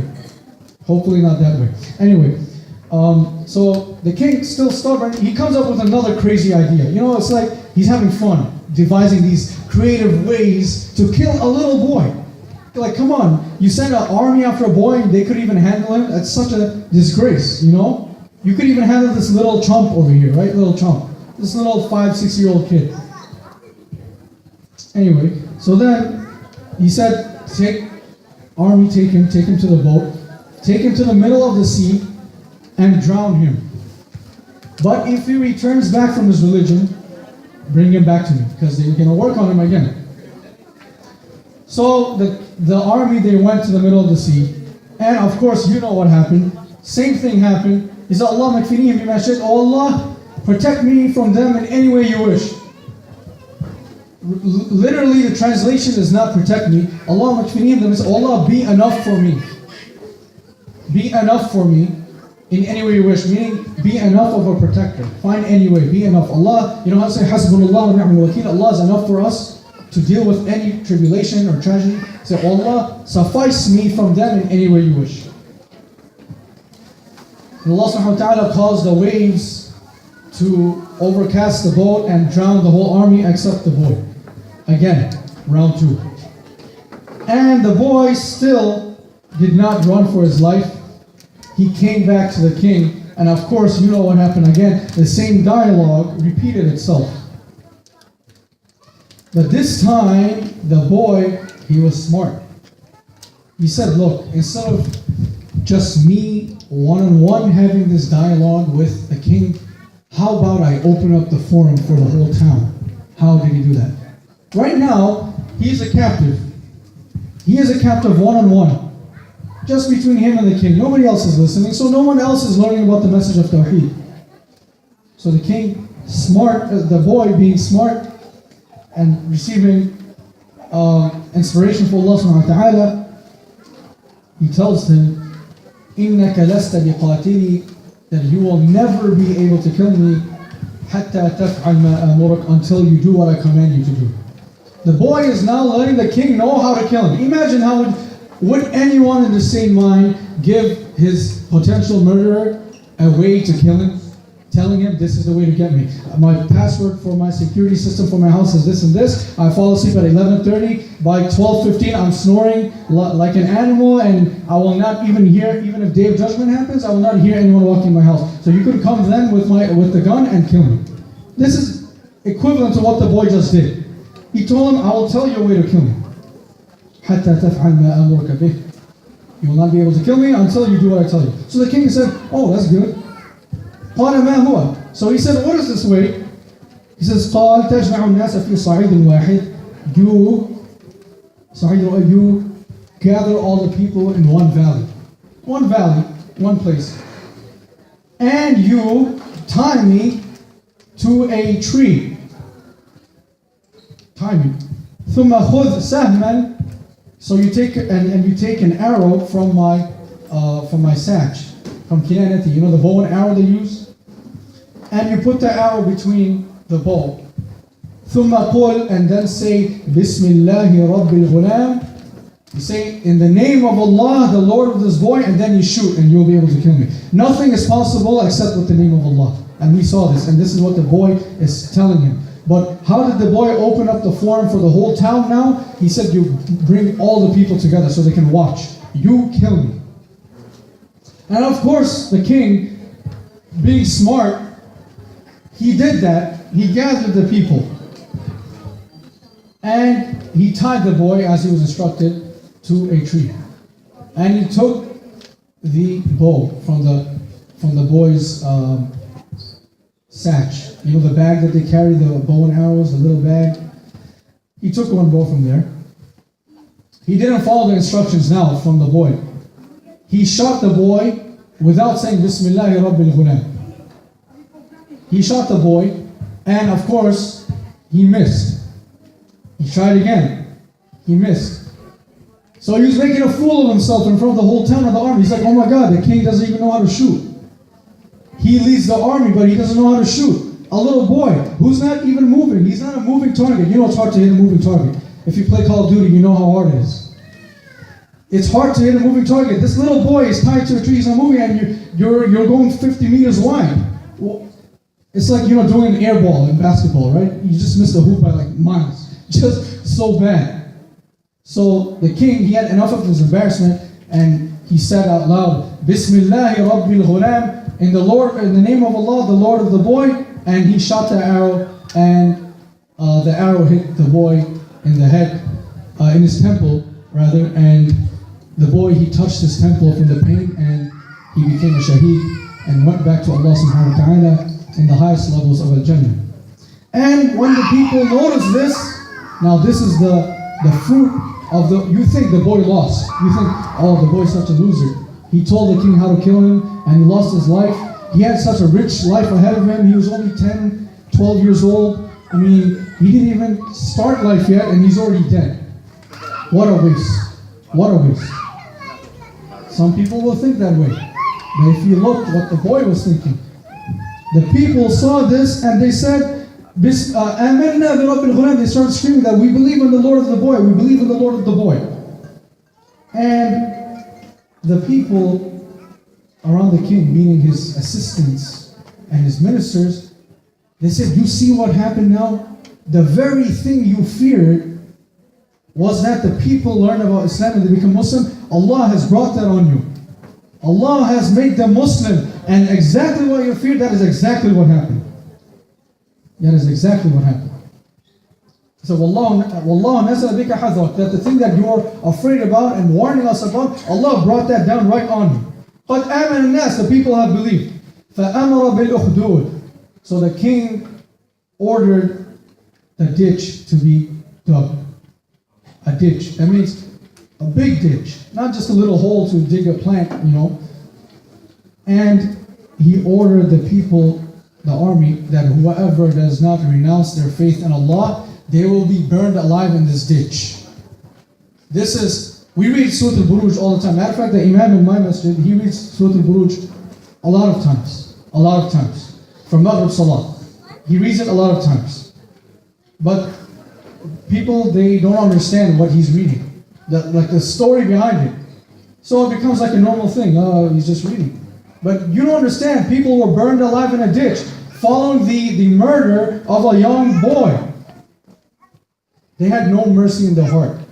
So much so that another miracle happened. فَفَعَلُوا حَتَّى جَاءَتْ امْرَأَةٌ, that they continued doing this one by one until a lady came, a believer, a woman came with her baby, little baby, can't talk. وَمَعْهَا صَبِيٌّ لَهَا, she had her little infant with her. And she was scared to be pushed into the fire. So she was pulling back when the soldiers were trying to throw in there. Could you imagine that? They don't have even mercy on little boys, on little kids, on mothers holding their children. What kind of What kind of punishment Allah saved with this kind of people? You can imagine that. And Allah talks about it too in Surah Al-Buruj. What kind of punishment they will have. And she was scared, not for herself, but rather a mother's instinct to protect her child at any cost. So if she could have, she would have jumped in as long as the boy was saved, the little baby. But the king is not giving her that option. They will both be forced into the fire. So then the little boy, it spoke up. Could a boy talk? A little baby? Any of your little babies talk? 1-year-old, can they talk? And could they make coherent sentences? No, they can't. No. But this was a miracle. The boy tells, Ya Ummah, oh my mother, isbiri, فَإِنَّكَ عَلَى الْحَقِّ. Be patient because you are on the truth. SubhanAllah. And when she saw that, when she saw her own little baby giving her assurance that Jannah, even though this is the fire here, Jannah is in that fire. And her heart was settled with the will of Allah, and they were thrown in, and they both became shaheed. This is the story of the young boy and the magician. It is not only restricted to the young boy and his sacrifice, but also the sacrifice of the whole town. Remember, the whole town became Muslim because of what this boy did. The boy sacrificed his own life to bring the rest of the people into Islam. This is the young boy's sacrifice. Youth. This is youth. How many of our youth can think along similar lines? And Allah subhanahu wa ta'ala has engraved this story for us to remember until the Day of Judgment. We know the Quran will be there until the Day of Judgment. It is protected. إِنَّا نَحْنُ نَزَّلْنَا الذِّكْرَ وَإِنَّا لَهُ لَحَافِظُونَ. We will protect this day. So Allah subhanahu wa ta'ala mentions in Surah Al-Buruj, about the first half page of Surah Al-Buruj, this story. وَالسَّمَاءِ ذَاتِ الْبُرُوجِ. By the skies, Allah is swearing by the skies that holds the big stars.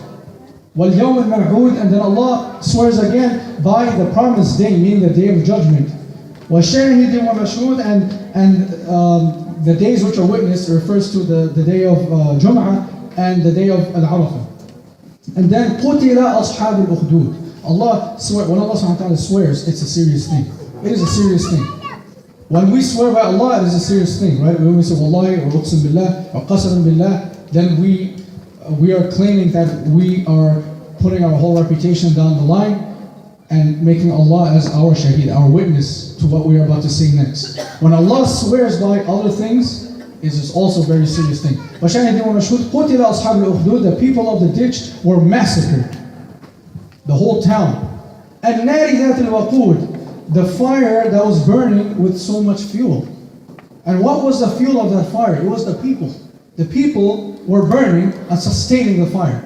The same way in Jahannam, that the waqud, the fuel of the Jahannam will be the skin of the human beings and the bodies of the people, the inhabitants of Jahannam. The fire was sustained, self-sustained, because of the people who were burning. إِذْ هُمْ عَلَيْهَا قُعُودٌ. Allah explains how this army, this very brutal regime, just sat upon the fire and watched. إِذْ هُمْ عَلَيْهَا قُعُودٌ. They were just sitting on the fire, around the fire, just watching the people burn. إِذْ هُمْ عَلَيْهَا قُعُودٌ وَهُمْ عَلَى مَا يَفْعَلُونَ بِالْمُؤْمِنِينَ شُهُودٌ. That they sat by the fire and they witnessed it, what they were doing with the believers. Like the same way that the enemies of the truth, they try to bring down the truth and they abuse the people of the truth. The whole world unites with propaganda against the people of the truth, and they sit down and watch things happening to the people of the truth with no reaction. Stone cold face. This is what they did. وَهُمْ عَلَى مَا يَفْعَلُونَ بِالْمُؤْمِنِينَ شُهُودٌ وَمَا نَقَمُوا مِنْهُمْ. And they have no beef with them. They have no problem with these people. إِلَّا يُؤْمِنُوا بِاللَّهِ الْعَزِيزِ الْحَمِيدِ. The only crime that these people had was that they believed in Allah. That's their only crime, Tawheed. Could you imagine, how can Tawheed, how can a belief, you're not actively committing and rebellion against the king or anything, just by the fact you profess La ilaha illallah, do you think that is worth burning people alive, a whole town? How? وَمَا نَقْمُ مِنْهُمْ إِلَّا يُؤْمِنُوا بِاللَّهِ الْعَزِيزِ الْحَكِيمِ الَّذِي لَهُ مُلْكُ السَّمَاوَاتِ وَالْأَرْضِ. That they believe in Allah, the one who has the dominion of this earth. and the heavens. Wallahu ala kulli shay'in shaheed. And Allah is watching everything. Allah is watching what they did and what they are doing and what we are doing. Inna alladhina, and Allah reserves the harshest words for those people who put the believers through torture and trial and physical abuse and stress. Inna alladhina fatanu al-mu'minina wal-mu'minat. Verily those who put the believing men and women to trials, to test. ثُمَّ لَمْ يَتُوبُوا, and they do not repent to Allah subhanahu wa ta'ala. فَلَهُمْ, then Allah says they will have عَذَابُ جَهَنَّمْ, the punishment of Jahannam. وَلَهُمْ عَذَابُ الْحَرِيقِ, and they will have the burning punishment. حريق, burning. وَلَهُمْ عَذَابُ الْحَرِيقِ.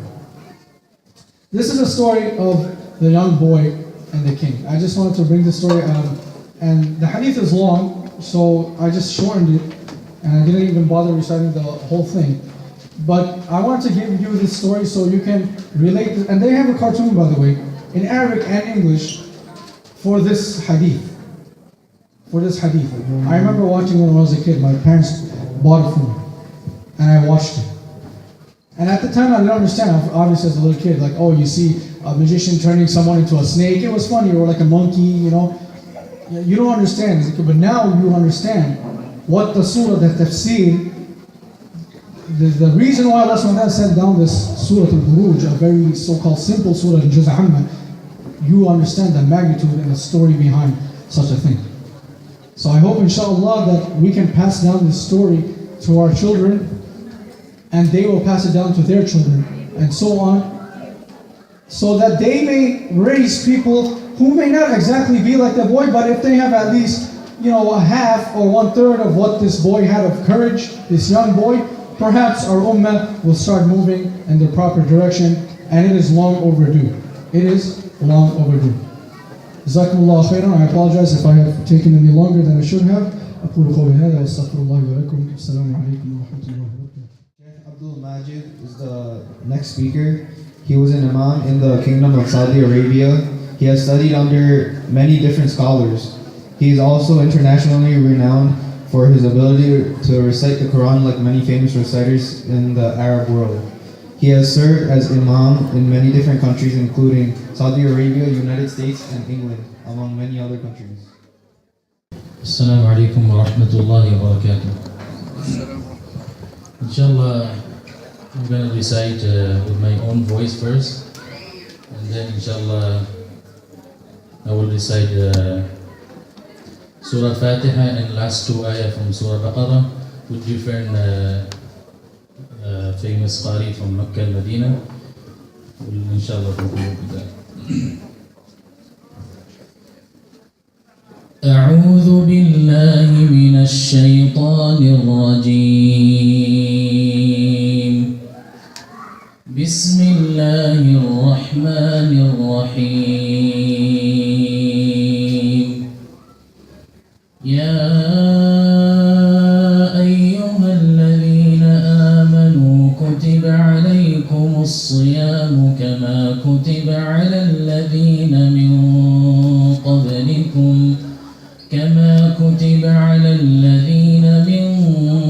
قبلكم لعلكم تتقون أياما معدودات فمن كان منكم مريضا أو على سفر فعدة من أيام أخر وعلى الذين يطيقونه فدية طعام مسكين فمن تطوع خيرا فهو خير له وأن تصوموا خير لكم إن كنتم تعلمون شهر رمضان الذي أنزل فيه القرآن هدى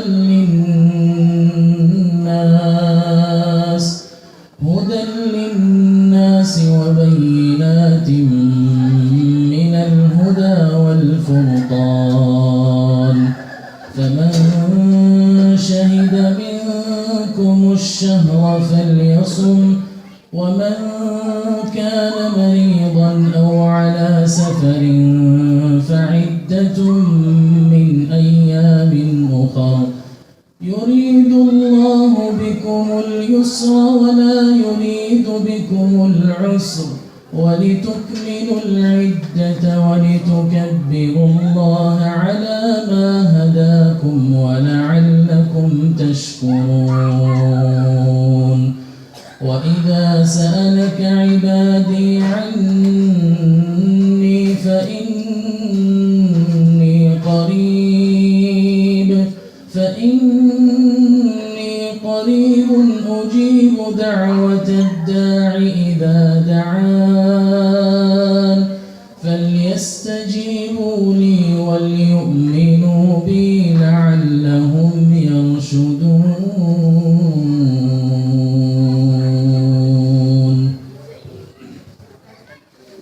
Now I'm going to inshallah recite some Imam of Makkah and Medina. The first one inshallah Sheikh Saud al-Shuraim Hafidahullah, Imam of Makkah al-Mukarram.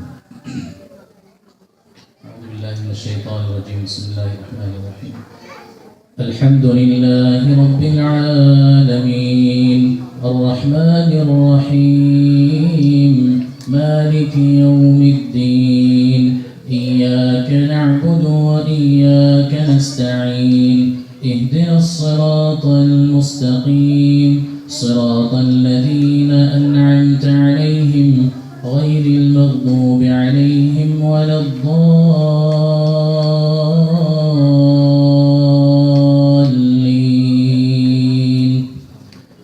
آمن الرسول بما أنزل إليه من ربه والمؤمنون كل آمن بالله وملائكته وكتبه ورسله لا نفرق بين أحد من رسله وقالوا سمعنا وأطعنا غفرانك ربنا وإليك المصير لا يكلف الله نفسا إلا وسعها لها ما كسبت وعليها ما اكتسبت ربنا لا تؤاخذنا إن نسينا أو أخطأنا ربنا ولا تحمل علينا إصرا كما حملته على الذين من قبلنا ربنا ولا تحملنا ما لا طاقة لنا به واعف عنا واغفر لنا وارحمنا أنت مولانا فانصرنا على القوم الكافرين. That was Sheikh Saud al-Shuraim. Before I go to next reciter, just want to quickly mention that because of Sheikh Saud al-Shuraim's voice, today I'm sitting in America, just because of his voice. His voice I started in the beginning, imitating. All my brothers, we like to recite like him. So when I was Imam in Jeddah International Airport, one of the Sheikh from Seattle, I used to live in Washington State. So he went Umrah in 2008. So he prayed Taraweeh in Haram behind Sheikh Saud al-Shuraim. And night time he came to the airport and prayed behind me Salat al-Fajr. So Salat al-Fajr I usually recite like Sheikh Saud al-Shuraim. So he told me the story after the Salah. So while I was reciting Salat al-Fajr, he was thinking in the Salah, how come Sheikh Shuraim was in Makkah and came immediately to the airport, what's going on? So after Salah he came to me, he said, MashaAllah, I really enjoy your voice. I want you to lead Tawheed prayer in America in our masjid. In that time I was thinking, where is America and where is me, I don't think it's gonna happen. But I said, okay, inshallah. So he gave me his business card. He said, inshallah, after I go back, I will talk to the management of the masjid, and inshallah, we're gonna invite him. I said, okay, inshallah. Usually, I don't keep anyone's card. I don't care. But this one, I kept it with me. So after 6 months, he called me. He said, we'd like to start the processing. Can you send me your recitation? So I sent them. I recorded a cassette. I sent it to him. Everyone liked it, so they start processing. So Alhamdulillah, 2009 middle of the Ramadan, 15 days I did in America, Saudi Arabia, and last 15 days I came to America and I led. So So that's how I came to America as an imam to lead Taraweeh prayer, just because of Sheikh Shulaim's voice. So Alhamdulillah, Quran has been changed a lot in my life. And my father, until today, every time I call him, the first question he asks me, how is Quran with you? How are you with the Quran? Are you reciting every day? So that's the first question he asks. So Alhamdulillah, whatever I am right today is because of the Quran. Alhamdulillah. So next, inshallah, I'm going to recite Sheikh Mahir al-Mu'ayyqili, also one of the Imam of Makkah. Bismillahirrahmanirrahim. Alhamdulillahi Rabbil Alameen, Ar-Rahmanir Rahim, Maliki Yawmiddin, Iyyaka na'budu wa iyyaka nasta'in. اهدنا الصراط المستقيم صراط الذين أنعمت عليهم غير المغضوب عليهم ولا الضالين.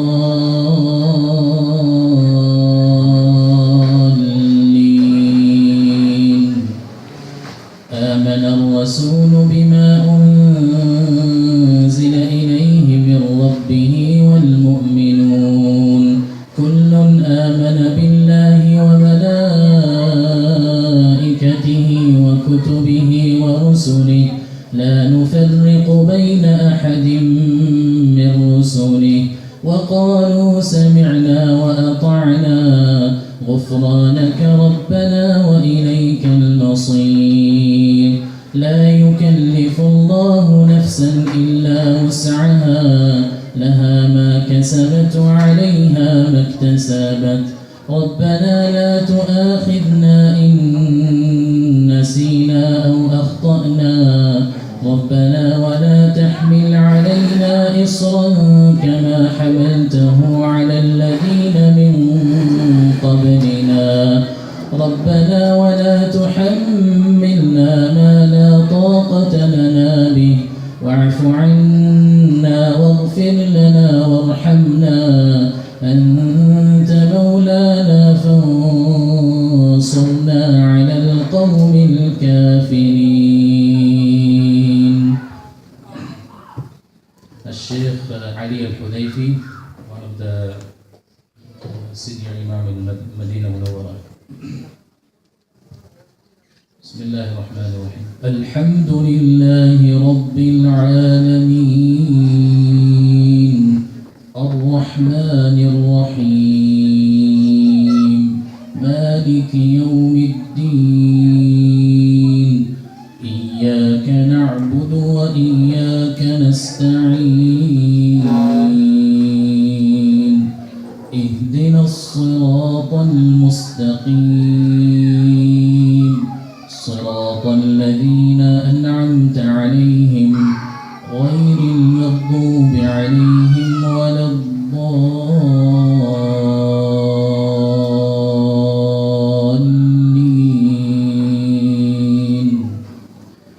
آمن الرسول بما أنزل إليه من ربه والمؤمنون كل آمن بالله وملائكته وكتبه ورسله لا نفرق بين أحد من رسله وقالوا سمعنا وأطعنا غفرانك ربنا وإليك المصير.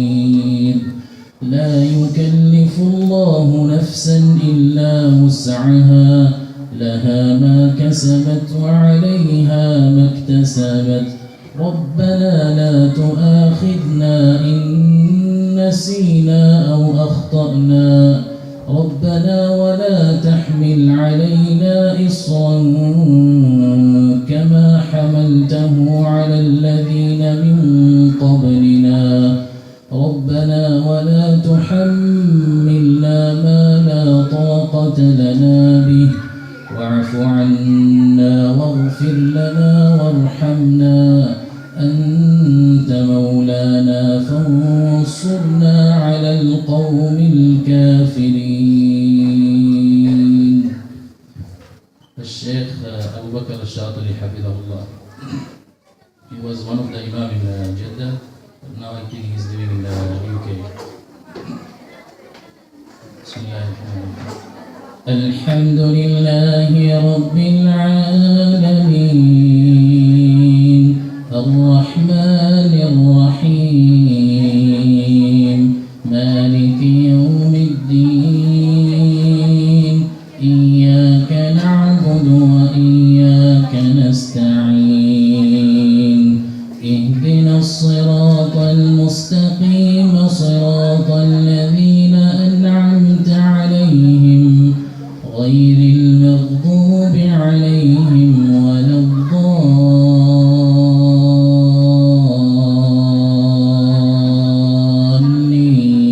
الضالين آمن الرسول بما أنزل إليه من ربه والمؤمنون كل آمن بالله وملائكته وكتبه ورسله لا نفرق بين أحد من رسله وقالوا سمعنا وأطعنا غفرانك ربنا وإليك المصير لا يكلف الله نفسا إلا وسعها لها ما كسبت وعليها ما اكتسبت ربنا لا تؤاخذنا إن نسينا أو أخطأنا ربنا ولا تحمل علينا إصرا كما حملته على الذين من قبلنا ربنا ولا تحملنا ما لا طاقة لنا به واعف عنا واغفر لنا وارحمنا أنت مولانا فانصرنا على القوم الكافرين. So last one inshallah because of the time. الشيخ مشاري العفاس إن شاء الله. الحمد لله رب العالمين الرحمن الرحيم مالك يوم الدين إياك نعبد وإياك نستعين اهدنا الصراط المستقيم صراط الذين أنعمت عليهم غير المغضوب عليهم ولا